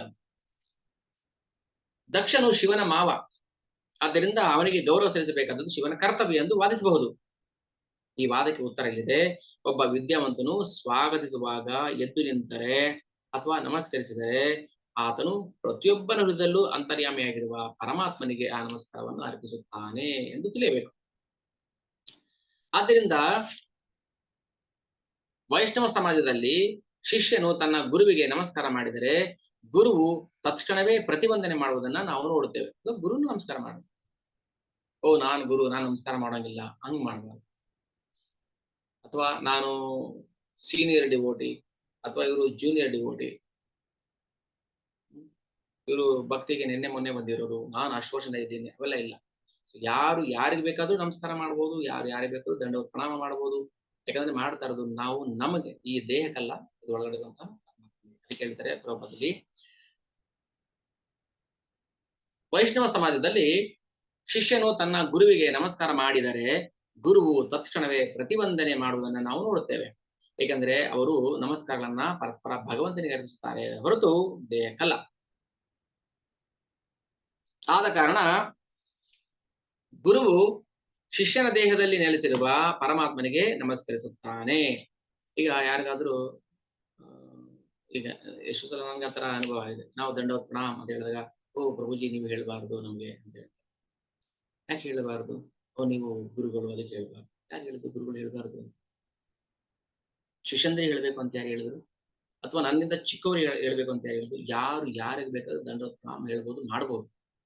ಅಡ್ಡಡ್ಡ ದಂಡ ಪ್ರಣಾಮ ಮಾಡ್ಬೋದು, ಮಾಡಬೇಕು ಕೂಡ, ಮಾಡಬಹುದು ಅಲ್ಲ, ಮಾಡಬೇಕು. ಇದು ವೈಷ್ಣವ ತತ್ವ. ನಾವು ಒಂದ್ಸಲ ವೈಷ್ಣವ ಎಟಿಕೆಟ್ ಕ್ಲಾಸ್ ಮಾಡಿದ್ವಿ, ನೆನಪಿದೆಯಾ? ಎಷ್ಟು ಜನಕ್ಕೆ ನೆನಪಿದೆ ಗೊತ್ತಿಲ್ಲ. ವೈಷ್ಣವ ಎಟಿಕೆಟ್ ಅಲ್ಲಿ ನಾವು ದೇವಸ್ಥಾನಕ್ಕೆ ಹೋಗ್ತೀವಿ, ದೇವಸ್ಥಾನ ಒಳಗೆ ಹೋಗ್ತೀವಿ. ದೇವಸ್ಥಾನ ಒಳಗೋದಾಗ ನಾವು ಅಲ್ಲಿರೋ ಎಲ್ಲಾ ವೈಷ್ಣವರಿಗೂ ಕೂಡ ಪ್ರಣಾಮ ಮಾಡ್ತೀವಲ್ಲ. ಫಸ್ಟ್ ಮಾಡೋದೇನು? ವೈಷ್ಣವ ನಮಸ್ಕಾರ. ವಾಂಛಾ ಕಲ್ಪತರುಭ್ಯಶ್ಚ ಕೃಪಾ ಸಿಂಧುಭ್ಯಶ್ಚ ಪತಿತಾನಾಂ ಪಾವನೇಭ್ಯೋ ವೈಷ್ಣವೇಭ್ಯೋ ಹೇಳ್ತೀವಿ. ಆಮೇಲೆ ನಾವು ಪ್ರಭುಪಾದ ಹತ್ರ ಹೋಗ್ತೀವಿ, ಅಲ್ಲಿ ಅವರಿಗೆ ದಂಡವತ್ ಪ್ರಣಾಮ ಮಾಡ್ತೀವಿ. ಆಮೇಲೆ ನಾವು ಆಲ್ಟರ್ ಹತ್ರ ಹೋಗ್ತೀವಿ, ಅಲ್ಲಿ ಭಗವಂತನಿಗೆ ನಾವು ನಮಸ್ಕಾರ ಮಾಡ್ತೀವಿ. ಭಗವಂತನ ನಮಸ್ಕಾರ ಮಾಡಕ್ ಮುಂಚೆ ನಾವು ವೈಷ್ಣವರಿಗೆ ನಮಸ್ಕಾರ ಮಾಡ್ಬೇಕು. ಆ ವೈಷ್ಣವರಲ್ಲಿ ಒಂದು ಸಣ್ಣ ಮಗು ಇರುತ್ತೆ, 1 ವರ್ಷದ ಮಗು, 2 ವರ್ಷದ ಮಗು ಇರುತ್ತೆ, ಅವ್ರಿಗೂ ಕೂಡ ನಮಸ್ಕಾರ ಮಾಡ್ಬೇಕು. ವೈಷ್ಣವ ಟಿಕೆಟ್. ಆದ್ರೆ ಭಗವಂತ ನನಗೊಂದು ಕರ್ತವ್ಯ ಅಂತ ಕೊಟ್ಟಿದ್ದಾನೆ. ಏನು ಕರ್ತವ್ಯ? ನನಗೆ ವ್ಯಾಸಾಸನದಲ್ಲಿ ಕೂರಿಸಿ ಹೋಗಿ ಪ್ರವಚನ ಮಾಡು. ಒಂದು ವೇಳೆ ನಿಮ್ಮಲ್ಲಿ ಯಾರೋ ಒಬ್ರು ಈ ಸ್ಥಾನದಲ್ಲಿ ಕೂತ್ಕೊಂಡು ವ್ಯಾಸಾಸನದಲ್ಲಿ ಕೂತ್ಕೊಂಡು ನೀವು ಪ್ರವಚನ ಮಾಡ್ಬೇಕಾದ್ರೆ ನಾನು ಅಲ್ಲಿ ಕೂತ್ಕೊಂಡು ನಾನು ಶ್ರವಣ ಮಾಡ್ತಿರ್ತೀನಿ. ಇದು ಪರ್ಮನೆಂಟ್ ಪ್ಲೇಸ್ ಅಲ್ಲ ಇದು. ಓ ನಾನು ಯಾವಾಗ್ಲೂ ವ್ಯಾಸಾಸನದಲ್ಲಿ ಕೂತ್ಕೋಬೇಕು, ನಾನು ಯಾವಾಗ್ಲೂ ಗುರು, ನೀವು ಯಾವಾಗ್ಲೂ ಶಿಷ್ಯರು ಅಲ್ಲ. ನೀವು ನಾಳೆ ಇಲ್ಲಿ ಬಂದು ಕೂತ್ಕೊಂಡಾಗ ನಾನು ಅಲ್ಲಿ ಕೂತ್ಕೊಂಡು ನಿಮ್ ಪಾಠ ಕೇಳ್ತೀನಿ. ನನ್ನ ಕರ್ತವ್ಯ. ಇದು ವೈಷ್ಣವ ಟಿಕೆಟ್. ಸೊ ಯಾರು ಸಣ್ಣವರು ದೊಡ್ಡವರು ನೀವು ನಮ್ಗೆ ದಂಡವತ್ ಹೇಳಬಾರದು ಹಾಗೆಲ್ಲ ಹೇಳ, ಎಲ್ಲರೂ ಹೇಳ್ಬೇಕು. ಹೇಳ್ತಾರೆ ವೈಷ್ಣವನನ್ನ ಕಂಡೊಡನೆ ಅವನಿಗೆ ತತ್ಕ್ಷಣ ನಮಸ್ಕಾರ ಮಾಡುವುದು ಶಿಷ್ಟಾಚಾರ. ಹಾಗೆ ಆದ್ರೆ ಶಿವನಿಗೆ ಅನ್ವಯಿಸೋದಿಲ್ಲ ಇದು, ಜ್ಞಾಪಕ ಇಟ್ಕೊಳ್ಳಿ. ಶಿವ ಯಾಕೆ ಮಾಡ್ಲಿಲ್ಲ ಹಾಗಾದ್ರೆ ಅಂತ ಬರುತ್ತೆ. ಶಿವ ಪರಮ ವೈಷ್ಣವ, ಯಾವಾಗಲೂ ಭಗವಂತ ಧ್ಯಾನ ಮಾಡ್ತಾ ಇರ್ತಾನೆ, ಅವ್ರು ಮಾಡೋ ಅಗತ್ಯ ಇಲ್ಲ. ಆಲ್ರೆಡಿ ಭಗವಂತನಲ್ಲಿ ಮುಳುಗಿದ್ದಾರೆ ಅವರು, ನಾವು ಮಾಡ್ಬೇಕು. ಈ ದೇಹವು ವಿಷ್ಣುವಿನ ದೇವಾಲಯವೆಂದು ವೈಷ್ಣವನು ಕಾಣುತ್ತಾನೆ. ಈ ದೇಹ ವಿಷ್ಣುವಿನ ಸ್ಥಾನ, ವಾಸಸ್ಥಾನ, ಅವನ ಮನೆ ಇದು. ಶಿವನು ಆಗಲೇ ಕೃಷ್ಣ ಪ್ರಜ್ಞೆಯಲ್ಲಿ ಪರಮಾತ್ಮನಿಗೆ ನಮಸ್ಕರಿಸಿದ್ದನು. ಅವನು ಕೂತ್ಕೊಂಡೆ ದಂಡವತ್ ಪ್ರಣಾಮ ಮಾಡಿದ್ದಾನೆ ದಕ್ಷನಿಗೆ, ಆದ್ರೆ ಅವ್ನು ಗೊತ್ತಾಗಿಲ್ಲ.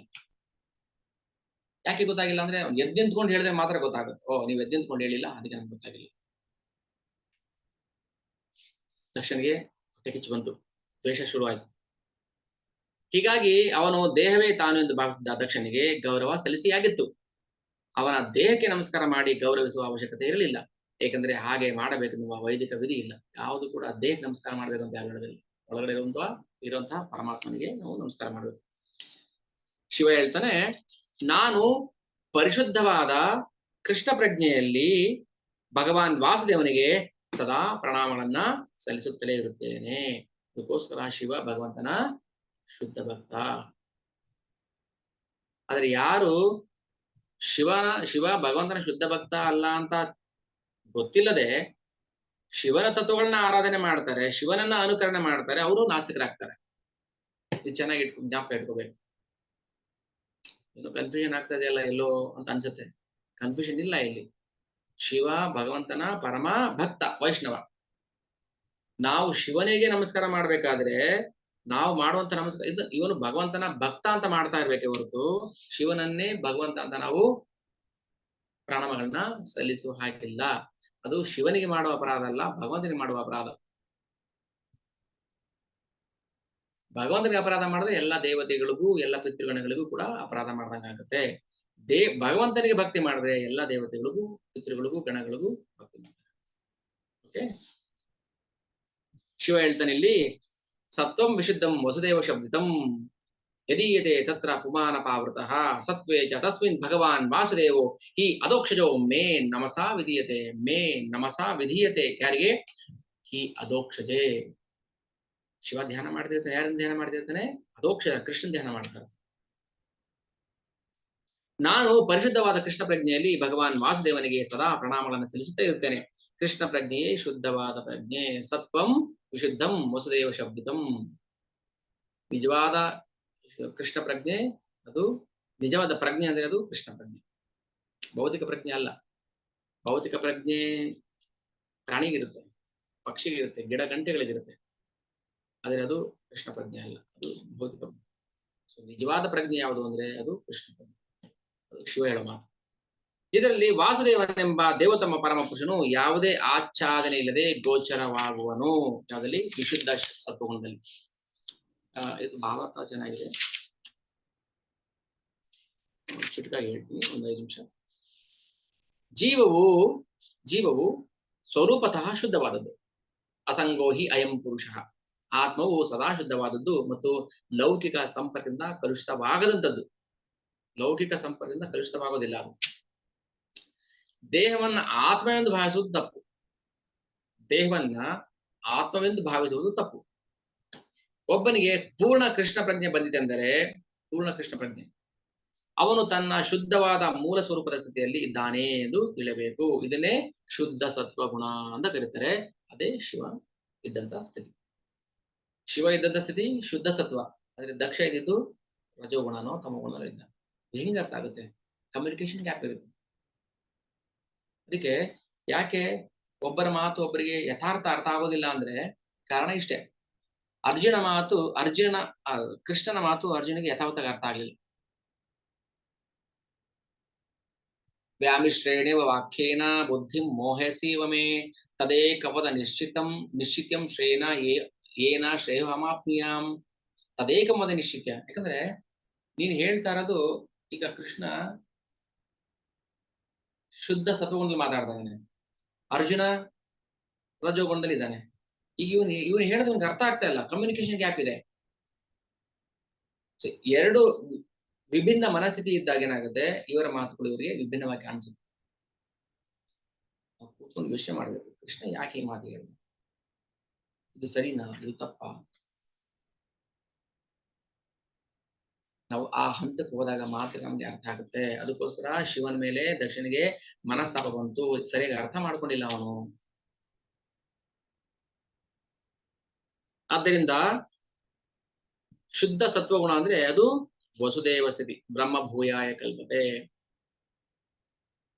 ಈ ಸ್ಥಿತಿಯಲ್ಲಿ ದೇವತಮ ಪರಮ ಪುರುಷನು ಯಾವುದೇ ಆವರಣ ಮುಸುಕು ಇಲ್ಲದೆ ಗೋಚರವಾಗುತ್ತಾನೆ. ನಾವು ತಮೋಗುಣದಿಂದ ರಜೋಗುಣ, ರಜೋಗುಣದಿಂದ ಸತ್ವಗುಣ, ಸತ್ವಗುಣದಿಂದನೂ ಕೂಡ ಮೇಲಕ್ಕೆ ಹೋಗ್ಬೇಕು ನಾವು. ಅದು ವಿಶುದ್ಧ ಸತ್ವಗುಣ, ವಿಶುದ್ಧ ಸತ್ವಗುಣ. ಸೊ ವಿಶುದ್ಧ ಸತ್ವಗುಣದಲ್ಲಿ ಮಾತ್ರ ಭಗವಂತ ಹೇಗಿದೆ ಹಾಗೆ ಕಾಣಿಸ್ತಾನೆ.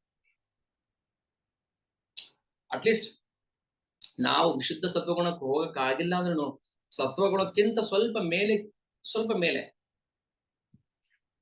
ಬಂದಾಗ ಭಗವಂತನ ಎಲ್ಲೋ ಒಂದು ಅವನ ನೆರಳಾದ್ರೂ ಕಾಣಿಸುತ್ತೆ, ಅಥವಾ ಅವನ ಕೃಪೆ ಎಲ್ಲೋ ಒಂದು ಕಡೆ ನಮ್ಗೆ ಅನುಭವ ಬರುತ್ತೆ, ಅಥವಾ ಹೃದಯದಲ್ಲಿ ನಿಂತು ಮಾತಾಡ್ತಾನೆ, ಏನೋ ಒಂದಾಗುತ್ತೆ. ನಾವು ಎಷ್ಟು ಸತ್ವ ರಜೋ ತಮೋಗುಣದಲ್ಲಿ ಮುಳುಗಿರ್ತೀವಿ, ಅವಾಗ ಕೃಷ್ಣನ ರೂಪ ನಮ್ಗೆ ಅರ್ಥ ಆಗೋದಿಲ್ಲ. ಕೃಷ್ಣ ಯಾರಿಗೂ ಅರ್ಥ ಆಗೋದಿಲ್ಲ. ಉದಾಹರಣೆಗೆ ದಕ್ಷ. ಕೃಷ್ಣ ಅಷ್ಟೇ ಅಲ್ಲ, ಶುದ್ಧ ಭಕ್ತರು ಕೂಡ ಅರ್ಥ ಆಗೋದಿಲ್ಲ ನಮ್ಗೆ. ಎಷ್ಟೋ ಸಲ ನಮ್ಗೆ ಅನ್ಸುತ್ತೆ ಭಕ್ತಿ ಮನಸ್ಸಿಗೆ ನಮ್ಗೆ ಅರ್ಥ ಆಗೋದಿಲ್ಲ. ನೋಡಕ್ಕೆ ಲೌಕಿಕರ ತರ ಇರ್ತಾರೆ, ಅದು ಶುದ್ಧ ಭಕ್ತಿ ಮಾಡ್ತಿರ್ತಾರೆ. ಉದಾಹರಣೆಗೆ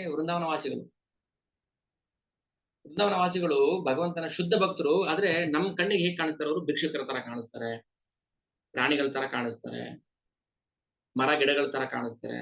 ಯಾಕಂದ್ರೆ ನಮ್ಮ ಬುದ್ಧಿ ರಜೋಗುಣದಲ್ಲಿರೋದ್ರಿಂದ ರಜೋಗುಣ ತರ ಕಾಣಿಸ್ತಾರೆ ಅಷ್ಟೇ. ಅದಕ್ಕೆ ಭಗವಂತನನ್ನ ಮತ್ತೆ ಭಗವಂತನ ಶುದ್ಧ ಭಕ್ತರನ್ನ ಅರ್ಥ ಮಾಡ್ಕೊಳ್ಳಕ್ಕೆ ನಮ್ಗೆ ವಿಶುದ್ಧ ಸತ್ವಗುಣ ಕಿಂಚಿತ್ತಾದ್ರೂ ಇರಬೇಕು.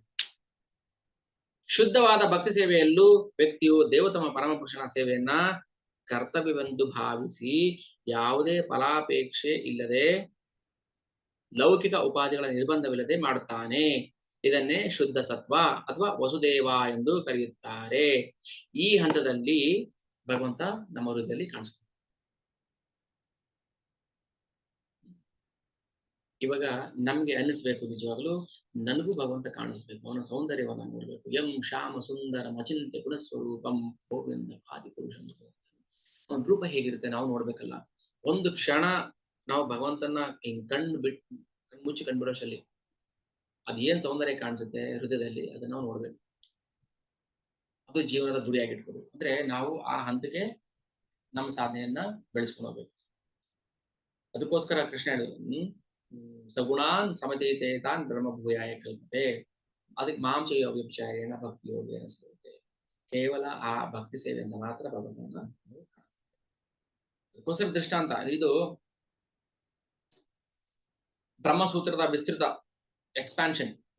ಭಾಗವತಂ ಬ್ರಹ್ಮಸೂತ್ರದಲ್ಲಿ ವೇದವ್ಯಾಸ ಏನ್ ಕೊಟ್ಟಿದ್ದಾರೆ ಫಾರ್ಮುಲಾ ಸೂತ್ರ, ಅದರ ವಿಸ್ತರಣೆ ಭಾಗವತಂ. ಅದಕ್ಕೋಸ್ಕರ ಅದೇ ಲೀಲೆಗಳು, ಭಕ್ತರ ಲೀಲೆಗಳು, ಭಗವಂತ ಲೀಲೆಗಳು ನಮ್ಗೆ ಅರ್ಥ ಮಾಡಿಸೋ ದೃಷ್ಟಿಯಿಂದ. ಯಾಕಂದ್ರೆ ನಾವು ವೇದಾಂತವನ್ನ ಅರ್ಥ ಮಾಡ್ಕೊಳ್ಳೋ ಶಕ್ತಿ ಇಲ್ಲ ನಮಗೆ. ವೇದಾಂತವನ್ನ ಅರ್ಥ ಮಾಡ್ಕೊಳ್ಳೋ ಶಕ್ತಿ ಇಲ್ಲ. ಅದಕ್ಕೋಸ್ಕರ ಭಾಗವತಂನ ವೇದವ್ಯಾಸರು ಎಕ್ಸ್ಪ್ಯಾಂಡ್ ಮಾಡಿ ಹೇಳ್ತಿದ್ದಕ್ಕೆ ಎಲಾಬರೇಟ್ ಮಾಡಿ ವಿಸ್ತರಣೆ ಮಾಡಿ ಕೊಟ್ಟಿದ್ದಾರೆ. ಇದನ್ನ ನಾವು ಅರ್ಥ ಮಾಡ್ಕೋಬೇಕು. ಅದಕ್ಕೆ ಭಾಗವತಂ ನಾವು ಅರ್ಥ ಮಾಡ್ಕೊಂಡು ಓದ್ದಾಗ ಏನಾಗುತ್ತೆ, ನಮ್ಮ ಒಳಗೆ ನಾವು ಇಳಿತೀವಿ, ನಮ್ಗೆಲ್ಲ ಕಾಣಿಸುತ್ತೆ, ಗೋಚರ ಆಗುತ್ತೆ, ಸಂಪೂರ್ಣ ಜ್ಞಾನ ಬರುತ್ತೆ, ಎಲ್ಲ ದ್ವಂದ್ವಗಳು ಕನ್ಫ್ಯೂಷನ್ ಇದ್ರೆ ದೂರ ಆಗುತ್ತೆ. ಎಷ್ಟು ಸಮಯ ನಮ್ಗೇನಾಗುತ್ತೆ ಗೊತ್ತಾ, ಸರಿಯಾಗಿ ನಾವು ಭಾಗವತಂನ ಭಗವದ್ಗೀತೆನ ಅರ್ಥ ಮಾಡ್ಕೊಂಡಿಲ್ಲ ಅಂದ್ರೆ ಜೀವನ ಬೇಜಾರು ಅನ್ಸ್ಬಿಡುತ್ತೆ. ಯಾರಿಗೆ ಬೇಜಾರು ಅನ್ಸುತ್ತೆ? ಶುದ್ಧ ಭಕ್ತರಿಗೂ ಏನೋ ಅನ್ಸಲ್ಲ, ಶುದ್ಧ ದಡ್ರಿಗೂ ಏನೋ ಅನ್ಸಲ್ಲ. ಏನೋ ಒಂಚೂರು ತಿಳ್ಕೊಂಡು ಅದ್ರ ಟೇಸ್ಟ್ ನೋಡಿರ್ತಾರಲ್ಲ ಅಂತವ್ರಿಗೆ ಬೇಜಾರಾಗ್ಬಿಡುತ್ತೆ, ಜಿಗುಪ್ಸೆ ಬರುತ್ತೆ ಜೀವನದಲ್ಲಿ. ಅಯ್ಯೋ ಏನೋ ಮಾಡಿ ಹಾಗೆ ಅನ್ಸ್ಬಿಡುತ್ತೆ. ಪಾಪ ಮಾಡೋರು ಮಾಡ್ತಾನೆ ಇರ್ತಾರೆ, ಅವ್ರಿಗೇನು ಅನ್ಸಲ್ಲ. ಶುದ್ಧ ಭಕ್ತಿ ಮುಳುಗಿರ್ತಾರೆ, ಅವ್ರಿಗೇನು ಅನ್ಸಲ್ಲ. ಮಧ್ಯದಲ್ಲಿರೋರಿಗೆ ತೊಂದರೆ ಆಗುತ್ತೆ. ಗೋಪಿಕಾಸ್ತ್ರೀಯರು ಹೇಳ್ತಾರೆ, ಭಗವಂತನ ವೇಣುನಾದ ಕೇಳೋದಕ್ಕೆ ಕೃಷ್ಣ ಕೊಳಲುದಕ್ಕೆ ಶುರು ಮಾಡಿದ್ರೆ ದೇವತೆಗಳ ಲೋಕಕ್ಕೆ ಹೋಗ್ತಾ ಇತ್ತು ಶಬ್ದ. ಅಲ್ಲಿಂದ ದೇವತೆಗಳು ಬರ್ತಾ ಇದ್ರು ತಮ್ಮ ತಮ್ಮ ಪತ್ನಿಯರ ಜೊತೆ, ತಮ್ಮ ತಮ್ಮ ವಿಮಾನಗಳಲ್ಲಿ ಬಂದು ಭಗವಂತನ ವೇಣುನಾದ ಕೇಳ್ಕೊಂಡು ಮಗ್ನರಾಗ್ಬಿಡ್ತಾ ಇದ್ರು ಗಂಡ ಹೆಂಡತಿಯರು, ದೇವತೆಯರು. ಪ್ರಾಣಿಗಳು, ಜಿಂಕೆಗಳು ತಮ್ಮ ಗಂಡಂದ್ರ ಜೊತೆ ಬಂದು, ಹೆಣ್ಣು ಜಿಂಕೆ ಗಂಡು ಜಿಂಕೆ ಜೊತೆ ಬಂದು ಕೃಷ್ಣನ ಕೊಳಲ್ನಾದವನ್ನು ಕೇಳ್ತಾ ಇದ್ರು. ಅವರೇ ಶ್ರೇಷ್ಠ, ಅವರೇ ಉತ್ತಮರು. ಆದ್ರೆ ನಾವು ಮನುಷ್ಯರು, ನಮ್ಗೆ ಆ ಭಾಗ್ಯ ಇಲ್ಲ. ಯಾಕಂದ್ರೆ ನಮ್ಮ ಗಂಡನ ಜೊತೆ ನಾವು ಬರೋಂಗಿಲ್ಲ, ನಾವು ಶುದ್ಧ ದಡ್ರು. ಬನ್ನಿ ಕೃಷ್ಣ ಜೊತೆ ಅವ್ರ ಲೀಲೆ ನೋಡೋಣ, ಬಿಡಲ್ಲ. ಅಸೂಯೆ ಕೃಷ್ಣ ಕಂಡ. ಅಂದ್ರೆ ದೇವತೆಗಳಿಗೂ ಏನು ಆತರ ಅಭ್ಯಂತರ ಇಲ್ಲ, ಪ್ರಾಣಿ ಪಕ್ಷಿಗಳಿಗೂ ಅಭ್ಯಂತರ ಇಲ್ಲ ಕೃಷ್ಣನ ಕೊಳಲ್ ನೋಡೋದಕ್ಕೆ. ಅದೇ ನಮ್ಗೆ ಭಾಗ್ಯ ಇಲ್ಲ ಅಂತ ಗೋಪಿಕಾ ಸ್ತ್ರೀಯರು ತಮ್ಮಲ್ಲೇ ಶೋಕವನ್ನು ವ್ಯಕ್ತಪಡಿಸ್ಕೊಳ್ತಾರೆ. ಹೇಳಿ ಬರಂಗಿಲ್ಲ, ಹೇಳದೆ ಬಂದ್ರೆ ಮತ್ತೆ ಪ್ರಾಬ್ಲಮ್. ಆದ್ರೆ ಯಾವುದನ್ನು ಕೂಡ ಲೆಕ್ಕಕ್ಕೆ ಇಟ್ಕೊಳ್ಳದೆ ಗೋಪಿಕಾ ಸ್ತ್ರೀಯರು ಭಗವಂತನ ನಿತ್ಯ ಸಾಂಗತ್ಯಕ್ಕೋಸ್ಕರ ಎಲ್ಲವನ್ನು ಬಿಟ್ಟುಕೊಳ್ತಾರೆ. ಹೀಗೆ ಭಕ್ತಿ ಸೇವೆ ಅದು ಸಹಜ ಕ್ರಿಯೆ. ಅದು ಬೈ ಫೋರ್ಸ್ ಬಲವಂತಕ್ಕೋಸ್ಕರ ಬಂದಿದ್ದಲ್ಲ. ಬಲವಂತಕ್ಕೋಸ್ಕರ ಭಕ್ತಿ ಮಾಡಬಾರ್ದು. ಅದು ಒಂದಲ್ಲ ಒಂದಿನ ಬಿದ್ದ ನಾಶ ಆಗ್ಬಿಡುತ್ತೆ ಭಕ್ತಿ. ಅವಾಗ ಅನ್ಸುತ್ತೆ, ಅಯ್ಯೋ ಮುಂಚೆನೆ ಚೆನ್ನಾಗಿತ್ತಪ್ಪ, ಇವಾಗ ಇಲ್ಲಿ ಬಂದ್ವಿ, ಅದ್ ಮಾಡುವಂತಾರೆ ಇದ್ ಮಾಡುವಂತಾರೆ ಅಂತ ಅನ್ಸ್ಬಿಡುತ್ತೆ. ಯಾಕಂದ್ರೆ ನಾವಿನ್ನು ಶುದ್ಧ ಭಕ್ತಿ ಮಾಡ್ತಾ ಇಲ್ಲ ಅಂತ ಅರ್ಥ. ಇಲ್ಲಿ ಹೇಳ್ತಾನೆ ಕೃಷ್ಣ ಗೀತೆಯಲ್ಲಿ, ಮಾಂಚಯೋ ಅವ್ಯಭಿಚಾರೇಣ. ನೀವು ಭಕ್ತಿಲಿ ವ್ಯಭಿಚಾರ ಮಾಡ್ತಾ ಇದ್ರೆ ಅದಕ್ಕೆ ಬೇಜಾರಾಗುತ್ತೆ. ನೀವು ಶುದ್ಧವಾಗಿರಿ, ವ್ಯಭಿಚಾರ ಮಾಡ್ತಲ್ಲ ಶುದ್ಧವಾಗಿರಿ, ಅವಾಗೇನು ಬೇಜಾರಾಗುತ್ತೆ. ಅದಕ್ಕೋಸ್ಕರ ಕೃಷ್ಣ ಹೇಳ್ತಾ ಇದ್ದಾನೆ, ಯಾರು ನನ್ನಲ್ಲಿ ಶುದ್ಧವಾದ ಅನನ್ಯ ಭಕ್ತಿ ಮಾಡ್ತಿರ್ತಾರೆ ಅವರಿಗೆ ಎಲ್ಲ ಪ್ರೊಟೆಕ್ಷನ್ ನಾನು ಮಾಡ್ತೀನಿ. ಅವ್ರಿಗೆ ಏನ್ ಬೇಕು ನಾನು ಎಲ್ಲ ಸೌಕರ್ಯವನ್ನ ಒದಗಿಸ್ಕೊಡ್ತೀನಿ. ಕೇವಲ ಕಾಮನೆಗಳು ಇಟ್ಕೊಂಡು ನನ್ನ ಹತ್ರ ಬಂದ್ರೆ ನಿಮ್ಗೆ ಅದರಿಂದ ಸುಖ ಸಿಗುವುದಿಲ್ಲ, ಮತ್ತೆ ಜಿಗುಪ್ಸೆನೆ ಬರುತ್ತೆ. ಅಯ್ಯೋ ಕೇಳೋದು ಅದರಿಂದ ಇನ್ನು ಸ್ವಲ್ಪ ಜಾಸ್ತಿ ಕೇಳಬಹುದಿತ್ತು ಅಂತ ಬೇಜಾರಾಗುತ್ತೆ. ಈಗ 100 ರೂಪಾಯಿ ಬೇಕು ಅಂತ ಕೇಳಿದೆ, ಭಗವಂತ ಕೊಟ್ಬಿಟ್ಟ, 1000 ಕೇಳಬೇಕಿತ್ತು ಅಂತ ಅನ್ಸುತ್ತೆ. ಯಾಕೆ ಕಾಮನೆ ಇರುತ್ತೆ ನಮ್ಗೆ. ಆದ್ರೆ ಶುದ್ಧ ಭಕ್ತರಿಗೆ ಆ ಕಾಮನೆ ಇರೋದಿಲ್ಲ. ಅವ್ನಿಗೆ ಏನ್ ಕೊಟ್ರು ಕೂಡ ಅದು ಭಾಗ್ಯ, ನಮ್ಮ ಅರ್ಹತೆ ಅಥವಾ ನಮ್ಮ ಯೋಗ್ಯತೆ ಅನ್ಕೊಂಡು ಸುಮ್ಮನೆ. ದುಃಖ ಕೊಟ್ರು ಕೂಡ ನಮ್ಗೆ ಓಕೆ, ನಮ್ಗೆ ಅರ್ಹತೆ ಇದ್ದು ಕೊಟ್ಟಿದ್ದಾನೆ ಅಂತ ಸುಮ್ಮನೆ. ಕಾಮನೆ ಇಟ್ಕೊಂಡು ಹೋದ್ರೆ ಏನಾಗುತ್ತೆ, ಹಾಗೆ ಶಿವ ಇಲ್ಲಿ ತನ್ನ ಪತ್ನಿ ಸತಿಗೆ ಹೇಳ್ತದಾನೆ, ನೋಡಪ್ಪ ಹೋಗ್ಬೋದು, ಆದ್ರೆ ಅನಾಹುತ ಆಗುತ್ತೆ. ಯಾರ ಮನೆಗೆ ಹೋಗ್ಬಾರ್ದು, ದ್ವೇಷ ಇಟ್ಕೊಂಡಿರೋ ಮನೆಗೆ ಹೋಗ್ಬಾರ್ದು, ಬಂಧುನೇ ಆಗಿರ್ಲಿ ಯಾರೇ ಆಗಿರ್ಲಿ. ಇನ್ನೇನ್ ಹೇಳ್ತಾರೆ,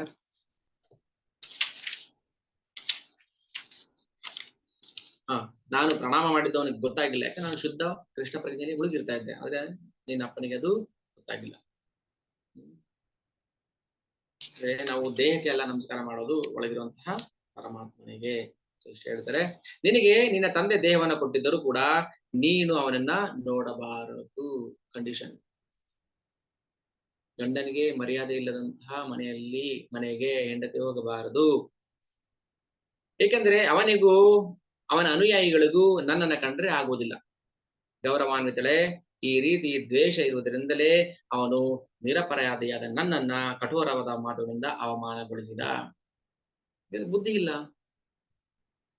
ಇಲ್ಲ ಅವನಿಗೆ. ನೋಡಿ, ಅವನು ನೋಡಿದಾಗ ಏನ್ ಅನ್ಕೊಳ್ತಾನೆ, ನೋಡಿದಾಗ ತಪ್ಪ ಕಾಣಿಸ್ತಾನೆ, ನನಗೆ ಅವನು ಮರ್ಯಾದೆ ಕೊಟ್ಟಿಲ್ಲ ಅಂತ. ಆದ್ರೆ ಕೃಷ್ಣ ಹಾಗೆ ನಡ್ಕೊಂಡಿರಲ್ಲ, ಶಿವ ಆತ ನಡ್ಕೊಂಡಿರೋದಿಲ್ಲ. ನಮ್ಮ ತಪ್ಪು ಇಂದ್ರಿಯಗಳ ಕೆಟ್ಟ ಗ್ರಹಿಕೆಯಿಂದ ನಾವು ಅಪರಾಧವನ್ನು ಮಾಡ್ತೀವಿ.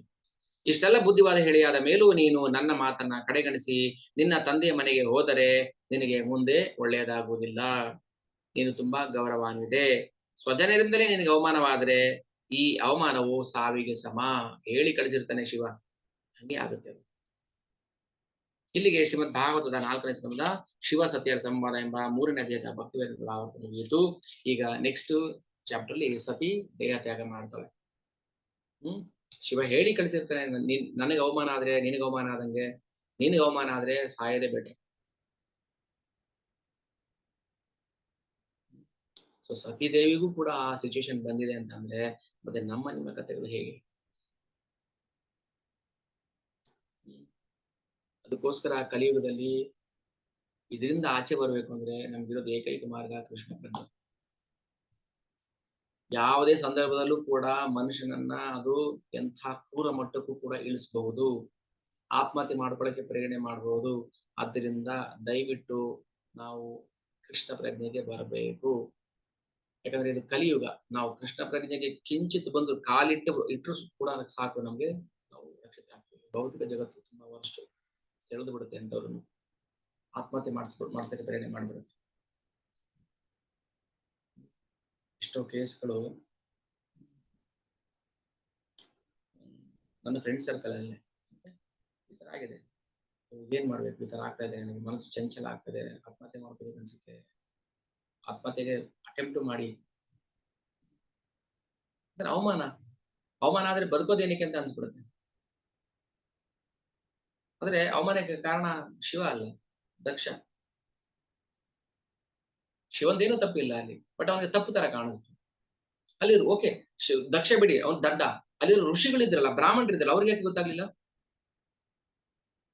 ದಕ್ಷ ಅಷ್ಟು ಹೀಯಾಳಿಸಿ ಮಾತಾಡ್ಬೇಕಾದ್ರೆ ಬ್ರಾಹ್ಮಣರು ಒಂದು ಮಾತು ಮಾತಾಡಿಲ್ಲ.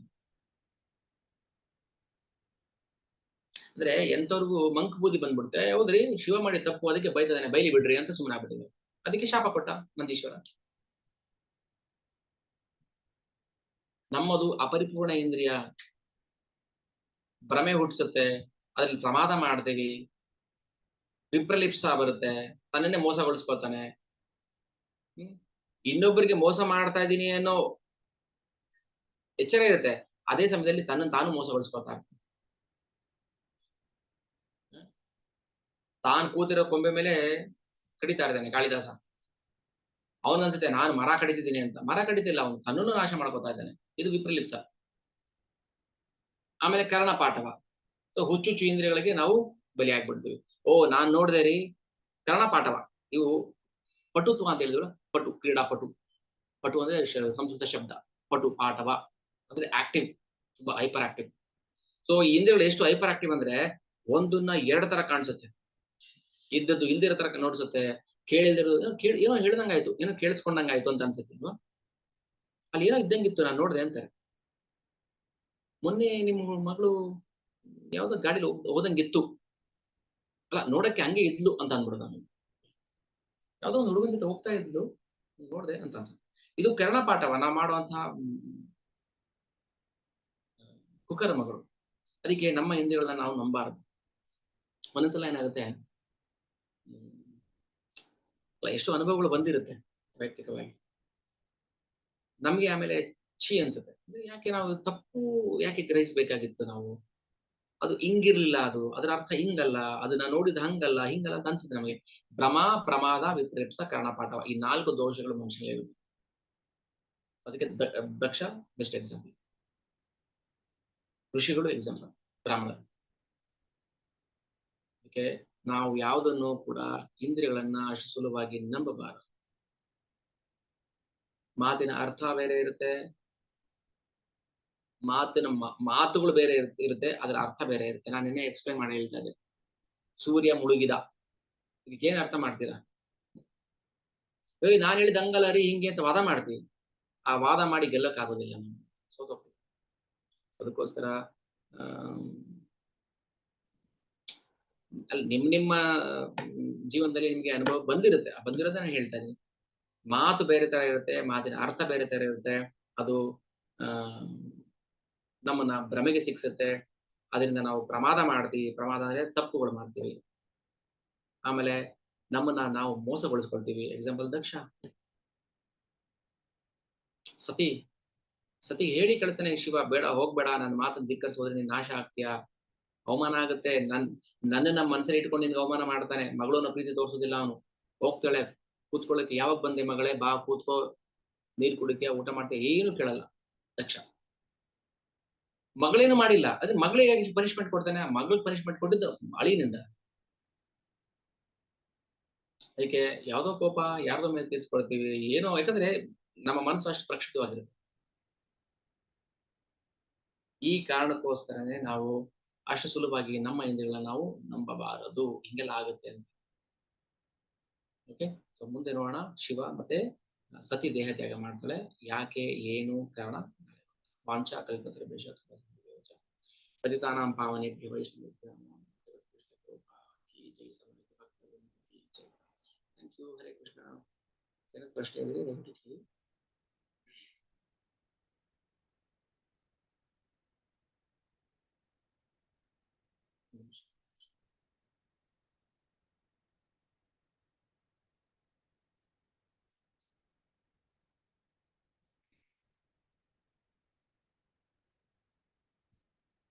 ಓಕೆ, ಅನ್ಮ್ಯೂಟ್ ಆಗಿದೆ. ಏನಾದ್ರು ಪ್ರಶ್ನೆ ಇದೆ ಇವರು?